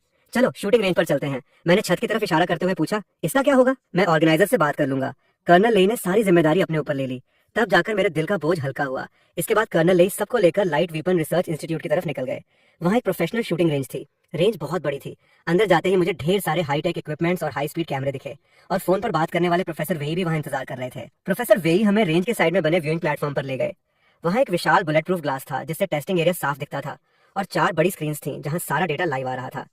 मैं पहली बार ऐसी जगह आया था और मेरा पहला इंप्रेशन था एकदम हाई एंड। हर चीज एकदम ऑर्गेनाइज्ड थी। इंतजार करते हुए बाहर से और भी लोग अंदर आने लगे। जाहिर है उन्हें खबर मिल गई थी और वे तमाशा देखने आए थे। कुछ लोग ऑफिशियल्स लग रहे थे, लेकिन ज्यादातर रिसर्चर्स थे। वे सब कंफ्यूज होकर अंदर आ रहे थे और पूछ रहे थे कि इक्विपमेंट कहाँ है। वे सब टेक्नोलॉजी ब्रेक थ्रू के बारे में सुनकर आए थे। प्लेटफॉर्म पर 50 सीटें थीं जो पूरी तरह भर चुकी थीं, लेकिन फिर भी कुछ लोग खड़े होकर ये टेस्ट देखने के लिए तैयार थे। मुझे उम्मीद नहीं थी कि भीड़ इतनी बड़ी होगी, लेकिन यहाँ मौजूद सब लोग एक्सपर्ट्स थे तो मुझे ढेर सारे शॉक पॉइंट्स मिलने वाले थे। तो ये एक्सपोजर कोई बुरी बात नहीं थी और प्राइवेट रिसर्च का मामला भी इतना सीरियस नहीं लग रहा था। कम से कम अभी तक किसी ने इस पर बात नहीं की थी, लेकिन वहाँ का माहौल थोड़ा तनावपूर्ण था। एक प्रोफेसर ने खामोशी तोड़ी, तुमने मैकेनिकल डॉग बनाया और अब ये इलेक्ट्रोमैग्नेटिक पल्स इक्विपमेंट भी? उनमें से ज्यादातर को यकीन नहीं था क्योंकि ये 2 बिल्कुल अलग रिसर्च फील्ड्स थे। मैंने बस हामी भर दी, हाँ मैंने ही बनाया है। मैंने सुना है कि इस इक्विपमेंट की पावर बहुत ज्यादा है। ये कैसे किया? हमारे इंस्टीट्यूट में बने इलेक्ट्रोमैग्नेटिक पल्स इक्विपमेंट की पावर बहुत लिमिटेड होती है। फिर से वही शक, कुछ लोग सीधे गुस्सा हो जाते हैं और कुछ सिर्फ क्यूरियस होते हैं। मुझे ऐसे सवालों से कोई दिक्कत नहीं थी। मैंने एक स्केचबुक पर इलेक्ट्रोमैग्नेटिक जनरेटर का प्रिंसिपल ड्रॉ कर दिया। मुझे नहीं पता आप लोग क्या यूज करते हैं, लेकिन मेरा डिजाइन किया हुआ ये इलेक्ट्रोमैग्नेटिक जनरेटर एक पल में बहुत बड़ी एनर्जी रिलीज कर सकता है। एक बूढ़े प्रोफेसर ने मेरा कागज हाथ में लिया और देखते देखते उनका चेहरा बदलने लगा। ये वाला प्रिंसिपल हम यूज नहीं करते। ये सुनते ही बाकी सब वहाँ भीड़ लगाने लगे। मुझे भी देखने दो, मैं भी देखता हूँ। मैं थोड़ा परेशान हो गया। मैं एक ग्रुप बनाता हूँ और फोटो ग्रुप में भेज देता हूँ ताकि सब देख सकें। 2 मिनट बाद सब ग्रुप में जुड़ गए। मैंने फोटो भेजी और अगले ही पल पूरा हॉल एकदम शांत हो गया। सिर्फ मेरे दिमाग में लगातार नोटिफिकेशन की आवाजें आ रही थी। Shock points plus 100। कुछ देर बाद एक एक करके रिसर्चर्स ने सिर उठाया। उनके चेहरे पर गहरा शौक था। उन्होंने ऐसा डिजाइन पहले कभी नहीं देखा था। इसका मतलब था कि इस लड़के ने एक बिल्कुल नया रास्ता खोज निकाला था। मौजूदा टेक्नोलॉजी पर रिसर्च करने के मुकाबले नया रास्ता खोजना कहीं ज्यादा मुश्किल था, और ये डिजाइन बेहतर भी था। ये दोनों बिल्कुल अलग कॉन्सेप्ट्स थे। अगर इसे रिप्लेस किया जाता तो सारे इलेक्ट्रोमैग्नेटिक इक्विपमेंट्स की परफॉर्मेंस में बहुत बड़ा सुधार आ सकता था। लोग ऐसे देख रहे थे जैसे उन पर किसी ने जादू कर दिया हो। वे अपनी फोन स्क्रीन को घूर रहे थे और बड़बड़ा रहे थे। किसी को होश आया तो बोला, ये टेक्नोलॉजी बाहर लीक नहीं होनी चाहिए। टेक्निकल एंगल से ये डिजाइन कमाल का है और कमर्शियल एंगल से ये इक्विपमेंट्स में एक बड़ा अपग्रेड लाएगा। अगर हमारे देश ने इस टेक्नोलॉजी को पहले अपना लिया तो हम दुनिया के बाकी देशों से कई फील्ड्स में आगे निकल सकते हैं। इसलिए इसे बिल्कुल भी लीक नहीं होने देना है। रिसर्च इंस्टीट्यूट के डीन ने तुरंत मेरी तरफ देखा। मैं तुम्हें हमारे इंस्टीट्यूट में ज्वाइन करने का इनवाइट देता हूँ। तुम अपनी शर्तें खुद तय कर सकते हो। प्रोफेसर झाओ अभी भी ड्राइंग देख रहे थे। वे इस फील्ड के एक्सपर्ट नहीं थे, इसलिए उन्हें समझने में दिक्कत हो रही थी। ये सुनकर उन्होंने तुरंत सिर उठाया। क्या कोई मेरे स्टूडेंट को चुराने की कोशिश कर रहा है? लेकिन फिर उन्होंने सिर झुका लिया, क्योंकि उन्हें भी लग रहा था कि कॉलेज इस जीनियस को रोक कर नहीं रख सकता। छोटे तालाब में बड़े मगरमच्छ नहीं पलते। लेकिन मैंने बिना किसी हिचकिचाहट के सिर हिलाकर मना कर दिया। अगर स्कूल में रहते हुए मुझे ये ऑफर मिलता तो शायद मैं मान जाता, लेकिन अब सिचुएशन अलग थी। मिलिट्री ने ऑर्डर दे दिया था, कॉलेज मुझे लैब दे रहा था, मेरे पास रिसर्च की जगह और पैसा दोनों थे, और सबसे जरूरी मेरे पास आजादी थी। यहाँ रिसर्च करने के लिए अंदर बाहर जाने पर गार्ड्स होंगे, और मैं जो भी बनाऊंगा वो छुपा नहीं रह पाएगा। और अगर मैं हर कुछ दिन में कोई टॉप लेवल प्रोडक्ट निकालता तो कहीं ऐसा ना हो कि वे मुझे ही काट कर मेरी रिसर्च करने लगे। इंस्टीट्यूट के डीन को थोड़ा अफसोस हुआ, लेकिन उन्होंने ज्यादा जोर नहीं दिया। उनके हिसाब से भी उनका इंस्टीट्यूट एक छोटा तालाब ही था। सबसे पहले सिंगल शॉट की पावर टेस्ट की गई। स्टाफ ने गन को फिक्स किया और बैरल से 10 मीटर दूर एक बहुत मोटा टारगेट रखा। ये टारगेट कई परतों वाले कॉम्पोजिट मटेरियल को प्रेशर से दबाकर बनाया गया था। ये देखकर कि बुलेट कितनी परतों को पार करता है, पावर का अंदाजा लगाया जाता था। स्टाफ ने स्विच ऑन किया और ट्रिगर दबाया। शिव की एक हल्की सी आवाज आई। नॉर्मल गन के मुकाबले ये आवाज ना के बराबर थी। व्यूइंग प्लेटफॉर्म पर बैठे लोग साफ देख सकते थे। स्क्रीन पर डेटा पॉपअप हुआ। सबसे पहले बुलेट की मजल वेलोसिटी 1000 मीटर प्रति सेकंड। ये स्पीड कई स्नाइपर राइफल से भी ज्यादा थी। Shock points plus 100। मैं मुस्कुरा दिया। ये सच में मजेदार है। अब जितने भी टेस्ट होंगे मुझे उतने ही शॉक पॉइंट्स मिलेंगे। आम लोगों के मुकाबले इन टेक्निकल प्रोफेसर से मिलने वाले शॉक पॉइंट्स कहीं ज्यादा थे। फिर वॉकी टॉकी पर स्टाफ की आवाज आई। इस बुलेट ने टेस्ट टारगेट को पार कर लिया है। Shock points plus 100। मेरी आंखें चमक उठी। एक टेस्ट से कई बार कमाई। उनके बनाए इलेक्ट्रोमैग्नेटिक रेलगन टारगेट की पहली परत को भी पार नहीं कर पाते। ज्यादातर बुलेट सतह पर ही अटक जाते, लेकिन मेरी गन ने टारगेट को आर पार कर दिया था। यह पावर बिल्कुल अलग लेवल की थी। डीन ने वॉकी टॉकी उठाया। टारगेट के अंदरूनी डैमेज को चेक करो। कुछ देर बाद स्टाफ की आवाज आई। सारे टारगेट्स के बीचों बीच एक छेद है। बुलेट ने छेद के आसपास कोई डैमेज नहीं किया, बस उसे पार करके बाहर निकल गया।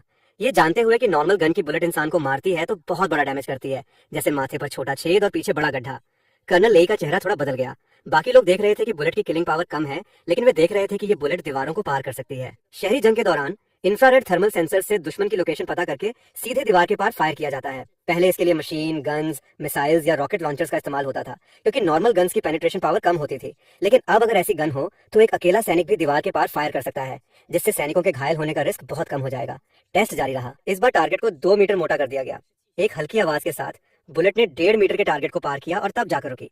इसका मतलब था कि 5 सेंटीमीटर मोटी स्टील प्लेट को ये बुलेट 3 बार पार कर सकती है। शॉक पॉइंट्स प्लस 100 की आवाज सुनकर मैं खुशी से मुस्कुरा दिया। हालांकि लोग कम थे, लेकिन इनसे मिलने वाले शॉक पॉइंट्स सच में बहुत ज्यादा थे। दूसरा टेस्ट फायरिंग स्पीड का था, 80 राउंड्स प्रति सेकंड। जब सारे बुलेट्स एकदम सटीक तरीके से टारगेट के एक ही पॉइंट पर लगे और 2 मीटर मोटे टारगेट के बीचों बीच एक मुट्ठी जितना बड़ा गड्ढा बन गया। कर्नल लेई हैरान रह गए। सारे बुलेट एक ही पॉइंट पर कैसे लगे? क्या इस गन में रिकॉयल नहीं होता? हालांकि ये इलेक्ट्रोमैग्नेटिक रेलगन है, लेकिन नॉर्मली जब बुलेट आगे निकलती है तो पीछे की तरफ एक पुशिंग फोर्स जरूर बनती है। मैंने इसके अंदर एक special recoil absorber device design किया है। ये डिवाइस रिकॉयल फोर्स को एनर्जी में बदल देता है और उसी एनर्जी को बैरल के अंदर बुलेट को और एक्सेलरेट करने में यूज करता है। सबके सर एक साथ मेरी तरफ मुड़े। उनकी नजरों में बहुत ही कॉम्प्लेक्स इमोशंस थे। वे कहना चाहते थे कि मैं बकवास कर रहा हूँ। भला ऐसा कैसे हो सकता है? अगर ये सच है तो इस गन की सबसे खतरनाक चीज इलेक्ट्रोमैग्नेटिक जनरेटर नहीं, बल्कि ये एनर्जी कन्वर्जन डिवाइस है। तभी वॉकी टॉकी पर आवाज आई, बुलेट्स खत्म हो गए हैं। मैंने अपने हाथ फैलाए। मैंने कुल मिलाकर सिर्फ 200 बुलेट्स ही बनाए थे। प्रोफेसर झाओ ने स्टेडियम में कुछ यूज कर दिए और बाकी बचे हुए टेस्टिंग में खत्म हो गए। कर्नल लेई खड़े हुए, फिलहाल और टेस्टिंग की जरूरत नहीं है। डीन भी समझ गए। यहाँ लोगों की भीड़ बहुत ज्यादा थी। पहले इक्विपमेंट को सील करवाओ। बाकी लोग भी समझ गए कि उन्होंने आज जो देखा वो कोई आम चीज नहीं थी। शायद उन्हें अब गोपनीयता समझौता भी साइन करना पड़े। मैं हैरान रह गया। अभी तो कुल मिलाकर 500 से ज्यादा शॉक पॉइंट्स ही मिले थे और टेस्टिंग बंद हो गई। इक्विपमेंट को सील होते देख मैंने पूछा, क्या इस इक्विपमेंट की टेस्टिंग बाद में भी होगी? मेरे ऑफिस में आकर बात करते हैं। कर्नल ले भी तेजी से पीछे पीछे आए। उन्हें उम्मीद नहीं थी कि वे कंपटीशन जज करने आए थे और उन्हें खरीदने के लिए 2 नए प्रोटोटाइप इक्विपमेंट्स मिल गए। ऑफिस में इंस्टीट्यूट के डीन ने पहले मुझे चाय दी। कर्नल ले ने मेरी तरफ देखकर बात शुरू की। यह इक्विपमेंट मैकेनिकल डॉग से थोड़ा अलग है। अगर इसे मास प्रोडक्शन में लाया जाता है तो ये टैक्टिकल लेवल का एक्सपेरिमेंटल इक्विपमेंट बन जाएगा। हम इसके इर्द गिर्द नई टैक्टिक्स बना सकते हैं। इसके अंदर की टेक्नोलॉजी मौजूदा वर्ल्ड लेवल से बहुत ऊपर है और ये एक ऐसा ट्रम्प कार्ड है जिसे शॉर्ट टर्म में बाहर लीक नहीं किया जा सकता। इसलिए मास प्रोडक्शन एक स्पेशलाइज्ड और सीक्रेट फैक्ट्री में होगा। टेक्नोलॉजी को भी सख्ती से सीक्रेट रखा जाएगा, लेकिन हम तुम्हें इसके बदले में उचित मुआवजा देंगे। तुम्हें क्या लगता है? मैंने सिर हिला दिया। मैं ये नियम समझता था, एक जनरेशन को पब्लिक करो, एक जनरेशन को सीक्रेट रखो और एक जनरेशन पर रिसर्च करो। कर्नल लेई थोड़ा रुके, तुम अपनी कोई भी शर्त रख सकते हो। कोई शर्त नहीं। मजाक कर रहे हो? सुपरटेक ब्लूप्रिंट के सामने बाकी सब चीजें बेकार हैं।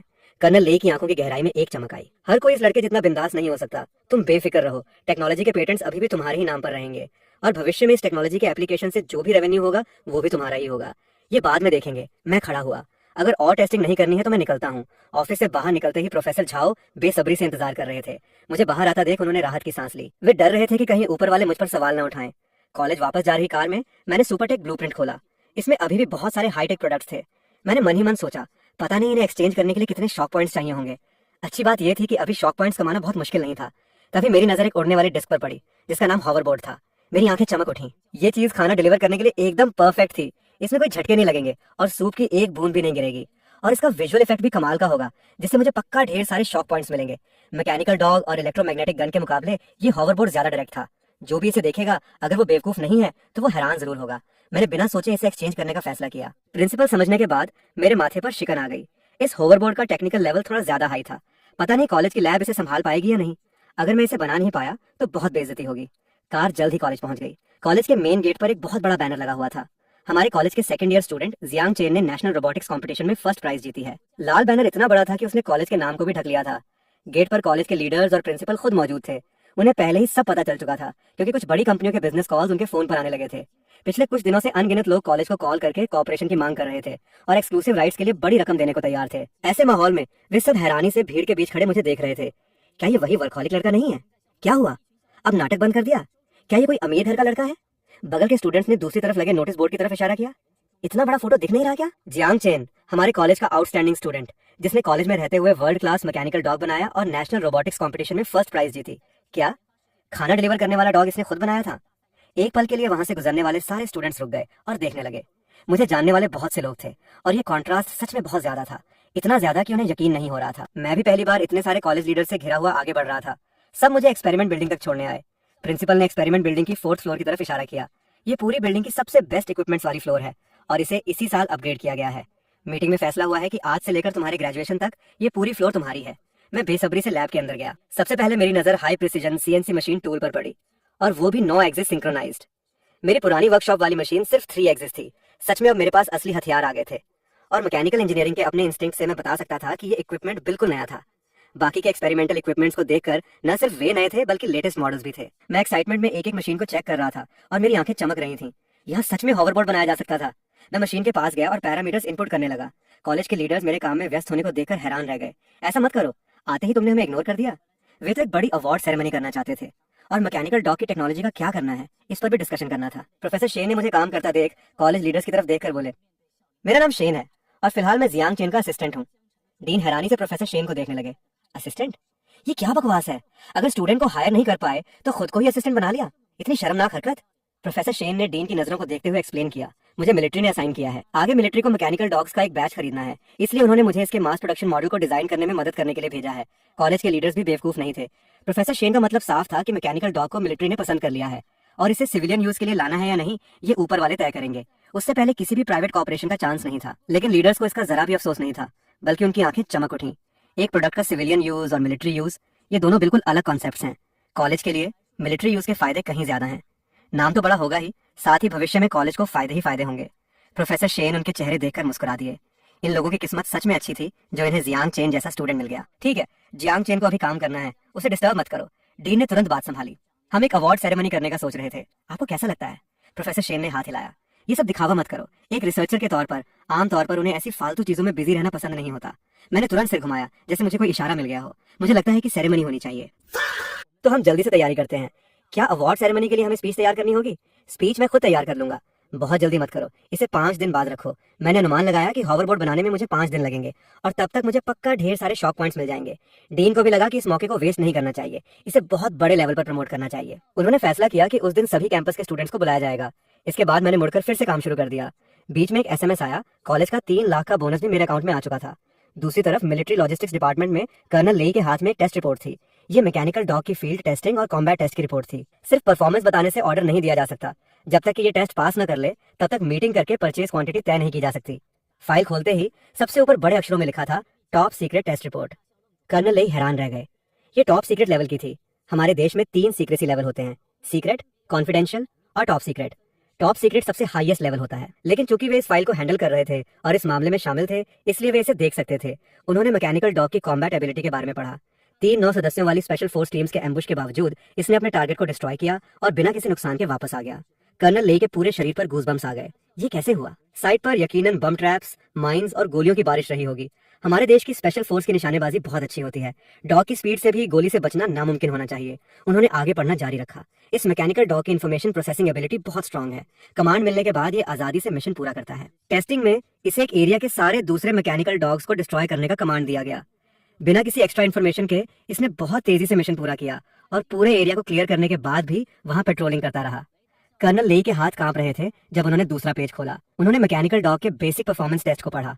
इसकी स्पीड तुम्हारे बताए हुए आंकड़ों से भी ज्यादा है, ताकत भी ज्यादा है और ये सभी तरह के टेरेन पर चल सकता है, यहाँ तक कि तैर भी सकता है। कर्नल लेई के रोंगटे फिर से खड़े हो गए। क्या इस डॉग की कोई कमजोरी ही नहीं है? अगर ये बैटलफील्ड पर होता तो ये सप्लाई को कहीं भी बहुत तेजी से पहुंचा सकता और साथ ही इसकी कॉम्बैट एबिलिटी भी सुपर है। वे एक एक पेज पलटते रहे। टेस्टिंग बहुत डिटेल में की गई थी। लगातार हाई इंटेंसिटी मूवमेंट के बावजूद इसकी बैटरी 2 दिन तक चल सकती थी। जितनी डिटेल वे पढ़ते उतना ही ज्यादा हैरान होते। उन्हें एहसास हुआ कि कंपटीशन में दिखाई गई परफॉर्मेंस तो बस एक झलक थी। तभी एक गार्ड अंदर आया। सर, मैं आपको कॉन्फ्रेंस रूम में ले चलता हूँ। कॉन्फ्रेंस रूम में 1 दर्जन से ज्यादा लोग थे। सबके कंधों पर सोने के सितारे थे। सबसे जूनियर भी मेजर जनरल थे। मीटिंग लीड कर रहे जनरल के कंधों पर 2 सितारे थे। इस वक्त वे सब फाइल पढ़ रहे थे और कभी कभी टेबल पर रखे मैकेनिकल डॉग को देख लेते। उनकी आंखों में हैरानी और खुशी दोनों थी, साथ ही एक कंफ्यूजन भी। क्या ऐसा मैकेनिकल डॉग सच में इस दौर में बनाया जा सकता है? क्या ये थोड़ा जरूरत से ज्यादा पावरफुल नहीं है? कर्नल लेई चुपचाप रूम के सबसे पीछे जाकर बैठ गए। मेन सीट पर बैठे जनरल ने बात शुरू की। इस मैकेनिकल डॉग की परफॉर्मेंस डरावनी हद तक स्ट्रांग है। ग्राउंड पुश में ये लगभग अजेय है।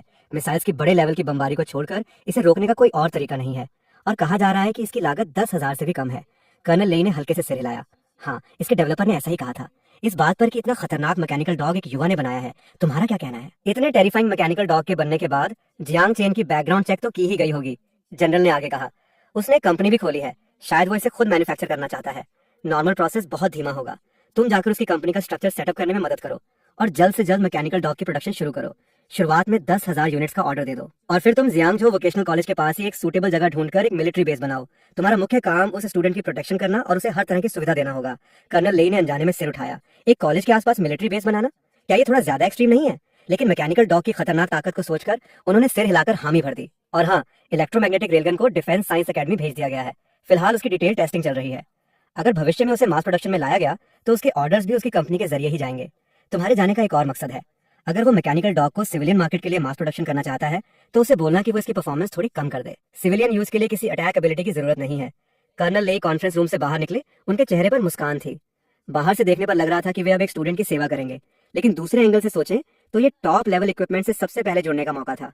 वे एक तरह से देश की ताकत की रक्षा कर रहे थे और हो सकता है कि इस काम की वजह से उनके कंधे पर एक और सितारा जुड़ जाए। इसके अलावा इस बार उन्हें बहुत बड़ी अथॉरिटी मिली थी। एक बेस बनाने के लिए बहुत सारे रिसोर्सेज को मूव करना पड़ता है। अगर ये काम अच्छे से हो गया तो उनका भविष्य बहुत शानदार होगा। दूसरी तरफ लैब में एक क्लियर नोटिफिकेशन की आवाज आई। मैं तेजी से वहां गया और पार्ट्स चेक किए। ये सारे पार्ट्स बन चुके थे। अब मैं हॉवरबोर्ड को असेंबल करना शुरू कर सकता था। हॉवरबोर्ड का साइज बड़ा नहीं था, लेकिन इसके अंदर के पार्ट्स सच में बहुत ज्यादा थे और स्ट्रक्चर और भी कॉम्प्लेक्स था। आज मुझे रात भर जागना पड़ेगा, वरना अवार्ड सेरेमनी से पहले इसे पूरा करना नामुमकिन होगा। अवार्ड सेरेमनी का सोचकर ही मेरे अंदर जोश भर गया। 12,000 स्टूडेंट्स, अगर हर एक सिर्फ एक बार भी हैरान हुआ तो मुझे 12,000 शॉक पॉइंट्स मिल जाएंगे, जिससे मैं बहुत सारी टेक्नोलॉजी एक्सचेंज कर सकता हूँ। कॉलेज ने भी पिछले कुछ दिनों में अवार्ड सेरेमनी की पूरी तैयारी कर ली थी। उन्होंने दूसरे कैंपस से स्टूडेंट्स को लाने के लिए 180 बसें अरेंज की थी। सेफ्टी को सुनिश्चित करने के लिए टीचर्स की पहले से ही रिहर्सल करवाई गई थी। साइट पर मीडिया और ऑफिशियल्स के अलावा पर्याप्त मेडिकल स्टाफ भी मौजूद था, क्योंकि 10,000 से ज्यादा लोगों की भीड़ में कोई भी हादसा हो सकता था। इसके अलावा सोसाइटी के कई मशहूर लोगों को भी इन्वाइट किया गया था। मैंने कई रातें जागकर काम किया और 5वें दिन की सुबह आखिरकार हॉवरबोर्ड बनकर तैयार हो गया। 50 सेंटीमीटर डायमीटर का गोल हॉवरबोर्ड देखने में बहुत बड़ा नहीं था। इसके ऊपर खड़े होने पर एक कदम जितनी ही जगह मिलती और इसकी मोटाई सिर्फ 2 सेंटीमीटर थी। इसका ओवरऑल लुक सिल्वर था, जिसमें बहुत ही हल्के कर्व्स दिए गए थे, जिससे ये देखने में सच में बहुत खूबसूरत लग रहा था। इसके अलावा इसमें कोई और खासियत नहीं दिख रही थी, लेकिन ये चीज इंसानों को हवा में उड़ा सकती थी। पहले मुझे इसे टेस्ट करना था, वरना स्टेज पर जाकर कोई गड़बड़ हो गई तो बहुत बेइज्जती होगी। मैंने हॉवरबोर्ड को जमीन पर रखा और ये अपने आप ही जमीन से करीब 10 सेंटीमीटर ऊपर हवा में तैरने लगा। मैंने अपना पैर इसके ऊपर रखा। हॉवरबोर्ड करीब 1 सेंटीमीटर नीचे दबा, लेकिन इसके परफेक्ट कंट्रोल सिस्टम ने तुरंत इसे एडजस्ट किया और वापस 10 सेंटीमीटर की हाइट पर ला दिया। जब तक मेरा एक पैर इसके ऊपर था, हॉवरबोर्ड पूरी तरह से समतल रहा। इसमें जरा भी हिलोर नहीं आया। मैं सोच रहा था कि इसे सीखना बहुत मुश्किल होगा, लेकिन अब लग रहा था कि इसे सीखने की कोई जरूरत ही नहीं है। इसमें कोई फ्लाइंग ट्रिक नहीं थी। हवा में होने के बावजूद मुझे अजीब तरीके से जमीन पर खड़े होने जैसा फील आ रहा था। ये कंट्रोल सिस्टम सच में परफेक्ट था। अब बारी थी आगे, पीछे, दाएं और बाएं उड़ाने की ट्राई करने की। इसके ऊपर सेंसर्स लगे थे। मैंने अपना पैर हल्के से आगे की तरफ खिसकाया और होवरबोर्ड धीरे धीरे आगे बढ़ने लगा। ये बिल्कुल वैसा ही फील था जैसे किसी कन्वेयर बेल्ट पर खड़े हों। जैसे जैसे मैंने पैर आगे किया, डिस्क की स्पीड धीरे धीरे बढ़ने लगी। ये स्लो एक्सेलरेशन मुझे बहुत सेफ फील करा रहा था। फिर मैंने पैर से हल्के से लेफ्ट साइड प्रेशर दिया और डिस्क लेफ्ट फ्रंट की तरफ तैरने लगी। हाइट बढ़ाना भी बहुत आसान था, बस पैर का प्रेशर हल्का ऊपर उठाना था और डिस्क अपने आप ऊपर उठने लगी। सारा ऑपरेशन बहुत सिंपल और सेफ था। जैसे ही मैंने ऑपरेशन समझा, एक हल्की सी आवाज के साथ लैब का दरवाजा खुला। प्रोफेसर शेन एक फाइल हाथ में लिए अंदर आए और हवा में 1 मीटर ऊपर तैरते हुए मुझे देखकर, shock points plus 200। Professor Shane का चेहरा एकदम ब्लैंक हो गया। वे मुड़े और दरवाजा बंद कर दिया। फिर उन्होंने वापस दरवाजा खटखटाया। कोई है अंदर? मैं तैरता हुआ दरवाजे के पास गया और उसे खोला। प्रोफेसर शेन बहुत ही कॉम्प्लेक्स नजरों से मुझे देख रहे थे। तुम सच में कोई एलियन तो नहीं हो? मैं अपनी हंसी रोक नहीं पाया। भला हॉवरबोर्ड पर खड़े होने से कोई एलियन थोड़ी बन जाता है। फिर मैंने जवाब दिया, मैंने अभी ये हॉवरबोर्ड बनाया है, तो बस इसका इफेक्ट टेस्ट कर रहा था, कैसा एलियन वगैरह। प्रोफेसर शेन ने झुककर तैरते हुए हॉवरबोर्ड को देखा। उनके चेहरे पर यकीन नहीं हो रहा था। ये चीज इंसानों को हवा में तैरा सकती है? तो यही वो चीज है जिसे तुम पिछले कुछ दिनों से बना रहे थे। इसका क्या प्रिंसिपल है? क्या ये मैग्नेटिक लेविटेशन है? मैंने सिर हिलाया। मैग्नेटिक लेविटेशन इतना स्टेबल नहीं होता जब तक कि इसका एरिया बहुत बड़ा ना हो, और इसका एप्लीकेशन रेंज भी बहुत छोटा होता है जब तक कि आप पूरी जमीन पर मैग्नेट्स ना बिछा दें। तो फिर इसका क्या प्रिंसिपल है? इसमें से कोई हवा भी नहीं निकल रही और इसका शेप भी जेट इंजन जैसा नहीं है। मैंने प्रोफेसर शेन के कंफ्यूज चेहरे को देखते हुए मुस्कुराकर कहा, ये आयन प्रोपल्शन है। प्रोफेसर शेन का मुंह धीरे धीरे खुलता चला गया। वे आयन एक्सेलरेशन के बारे में जानते थे, लेकिन आयन प्रोपल्शन क्या भला है? इसका मतलब है कि एक्सेलरेटेड आयंस को बाहर फेंकना ताकि हॉवरबोर्ड हवा में उड़ सके। ये कैसे किया? और ये मैकेनिकल डॉग और इलेक्ट्रोमैग्नेटिक रेलगन से बिल्कुल अलग फील्ड है। इतने कम दिनों में ये नया खिलौना कैसे बन गया? मेरे दिमाग में लगातार आ रही टिंग टिंग की आवाजों से मुझे पता चल गया कि मैंने सही चीज बनाई है। अकेले प्रोफेसर शेन ने बिना मेरे कुछ बोले मुझे 300 शॉक पॉइंट्स दे दिए थे। फिर मैंने उन्हें भी एक बार ट्राई करने को कहा। जब वे हॉवरबोर्ड पर खड़े हुए तो उनके चेहरे पर शॉक और कंफ्यूजन का एक अजीब सा मिश्रण था। वे इस टेक्नोलॉजी से शॉक्ड थे और इसे समझ न पाने की वजह से कंफ्यूज्ड थे। आज के दौर में ऐसी टेक्नोलॉजी कैसे डेवलप हो गई? मैं प्रोफेसर शेन को आगे पीछे ट्राई करते हुए चुपचाप देखता रहा। मैं एक बूढ़े इंसान को नई चीजों से खेलते हुए डिस्टर्ब नहीं करना चाहता था। और सबसे जरूरी बात, प्रोफेसर शेन सच में ढेर सारे शॉक पॉइंट्स दे रहे थे, एकदम धड़ाधड़। आखिरकार प्रोफेसर शेन रुके। ऐसा नहीं कि वे खेलकर थक गए थे, बल्कि उनका फोन बज उठा था। कॉलर आईडी देखकर उन्हें होश आया। उन्होंने हाथ में पकड़ी फाइल मुझे बढ़ाई। इसमें तुम्हारी स्पीच है, देख लो कि क्या कुछ बदलना है। मैंने उसे खोला और एक नजर डालते ही मेरे माथे पर शिकन आ गई। ये बहुत ही बोरिंग और लंबी थी। तभी प्रोफेसर शेन फोन पर बात करते हुए लैब से बाहर निकल गए। चमकते हुए सूरज को देखकर उन्हें लगा जैसे वे किसी दूसरी ही दुनिया से वापस आए हों। एक दरवाजे के फासले ने उन्हें भविष्य से वर्तमान में ला दिया था। मैंने दरवाजा बंद किया और होवरबोर्ड की प्रैक्टिस जारी रखी। मुझे पता था कि जब तक मैं इसे परफेक्टली कंट्रोल नहीं कर लूंगा, लोगों को शॉक नहीं कर पाऊंगा। सुबह 10 बजे पूरा प्लेग्राउंड स्टूडेंट से खचाखच भर गया था। स्टेज पर खड़े होकर नीचे देखने पर सिर्फ लोगों के सिर ही सिर दिख रहे थे। फर्स्ट रो में कॉलेज के लीडर्स बैठे थे, सेकंड रो में बड़ी कंपनियों के रिप्रेजेंटेटिव्स और ऑफिशियल्स थे, और मिलिट्री के लोग भी थे। कर्नल ली को भी स्पेशली इन्वाइट किया गया था। नॉर्मली वे ऐसे फंक्शंस में नहीं आते थे, लेकिन आज का हीरो मैं था तो मामला बिल्कुल अलग था। कर्नल ली के यहाँ होने से आसपास बैठे बहुत सी टेक कंपनियों के लोगों को भी तसल्ली मिल गई। मैकेनिकल डॉग पर मिलिट्री की नजर पड़ चुकी थी, लेकिन इसने उनका उत्साह कम करने के बजाय उन्हें और ज्यादा एक्साइटेड कर दिया था। प्रिंसिपल ने अपनी ओपनिंग स्पीच खत्म की और बात को घुमाते हुए बोले, जियांग चेन ने नेशनल रोबोटिक्स कंपटीशन में फर्स्ट प्राइज जीतकर हमारे कॉलेज के इतिहास में एक बहुत बड़ा नाम कमाया है। नीचे बैठे कई लीडर्स गर्व से मुस्कुरा रहे थे। प्रिंसिपल सच में बहुत अच्छा बोलते थे। दूसरे एंगल से देखें तो इसे ही असली इज्जत देना कहते हैं। प्रिंसिपल ने अपनी स्पीच जारी रखी और स्टूडेंट्स को जियांग चेन से सीखने के लिए मोटिवेट किया। और अब मैं जियांग चेन को स्टेज पर आने का इन्वाइट करता हूँ। प्रिंसिपल ने खुद इन्वाइट किया, लेकिन उन्होंने कितनी भी बार पुकारा, मैं कहीं नजर नहीं आया। नीचे बैठे प्रोफेसर शेन का चेहरा भी बदल गया। अरे, मैंने इसे स्पीच तो दे दी, लेकिन टाइम के बारे में कुछ बताया ही नहीं। प्रोफेसर शेन ने तुरंत मुझे कॉल किया, जल्दी से प्लेग्राउंड पर आओ, अवार्ड सेरेमनी शुरू हो चुकी है, सब तुम्हारा इंतजार कर रहे हैं। मैं थोड़ा हैरान हुआ और फिर हॉवरबोर्ड पर खड़े होकर सीधे प्लेग्राउंड की तरफ उड़ चला। अगर लोगों के सामने कूल बनना ही है तो क्यों ना शुरुआत से ही स्टाइल मारा जाए। प्रिंसिपल थोड़े शर्मिंदा हो गए।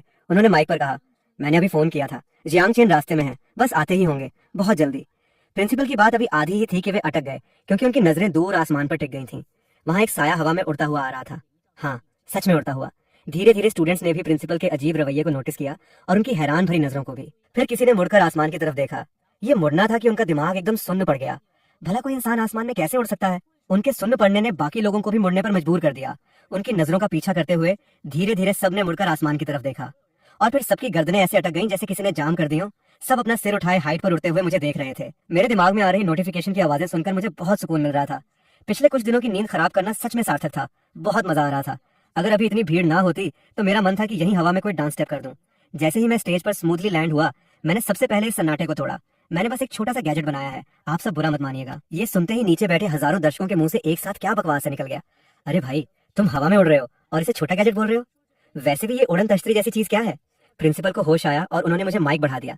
मैंने माइक पकड़ा और मेरी नजरें अनगिनत स्टूडेंट्स के चेहरों पर घूमी। आप सबका इस अवार्ड सेरेमनी में आने के लिए बहुत बहुत शुक्रिया। मेन कैंपस के बहुत से लोग मुझे जानते होंगे और उन्होंने मुझे कई अजीब नाम भी दिए हैं, जैसे कि वर्कहॉलिक। नीचे बैठे मेन कैंपस के अनगिनत स्टूडेंट्स पत्थर के बुत बन गए। वे जानते थे कि मैं बहुत काम करता हूँ, लेकिन उन्हें नहीं पता था कि यह वर्कहॉलिक इतना खतरनाक है। मैकेनिकल डॉग बहुत फेमस है, लेकिन वो खाना डिलीवर कर रहा है। और अभी अभी मैं हॉवरबोर्ड पर उड़ता हुआ आया हूँ। ये सच में बहुत कूल था। मैंने अपनी स्पीच जारी रखी। मैं आप सबको बस इतना ही बता सकता हूँ कि ऊपर चढ़ने का रास्ता यकीनन बहुत थका देने वाला होता है, लेकिन वहां से दिखने वाला नजारा भी उतना ही खूबसूरत होता है।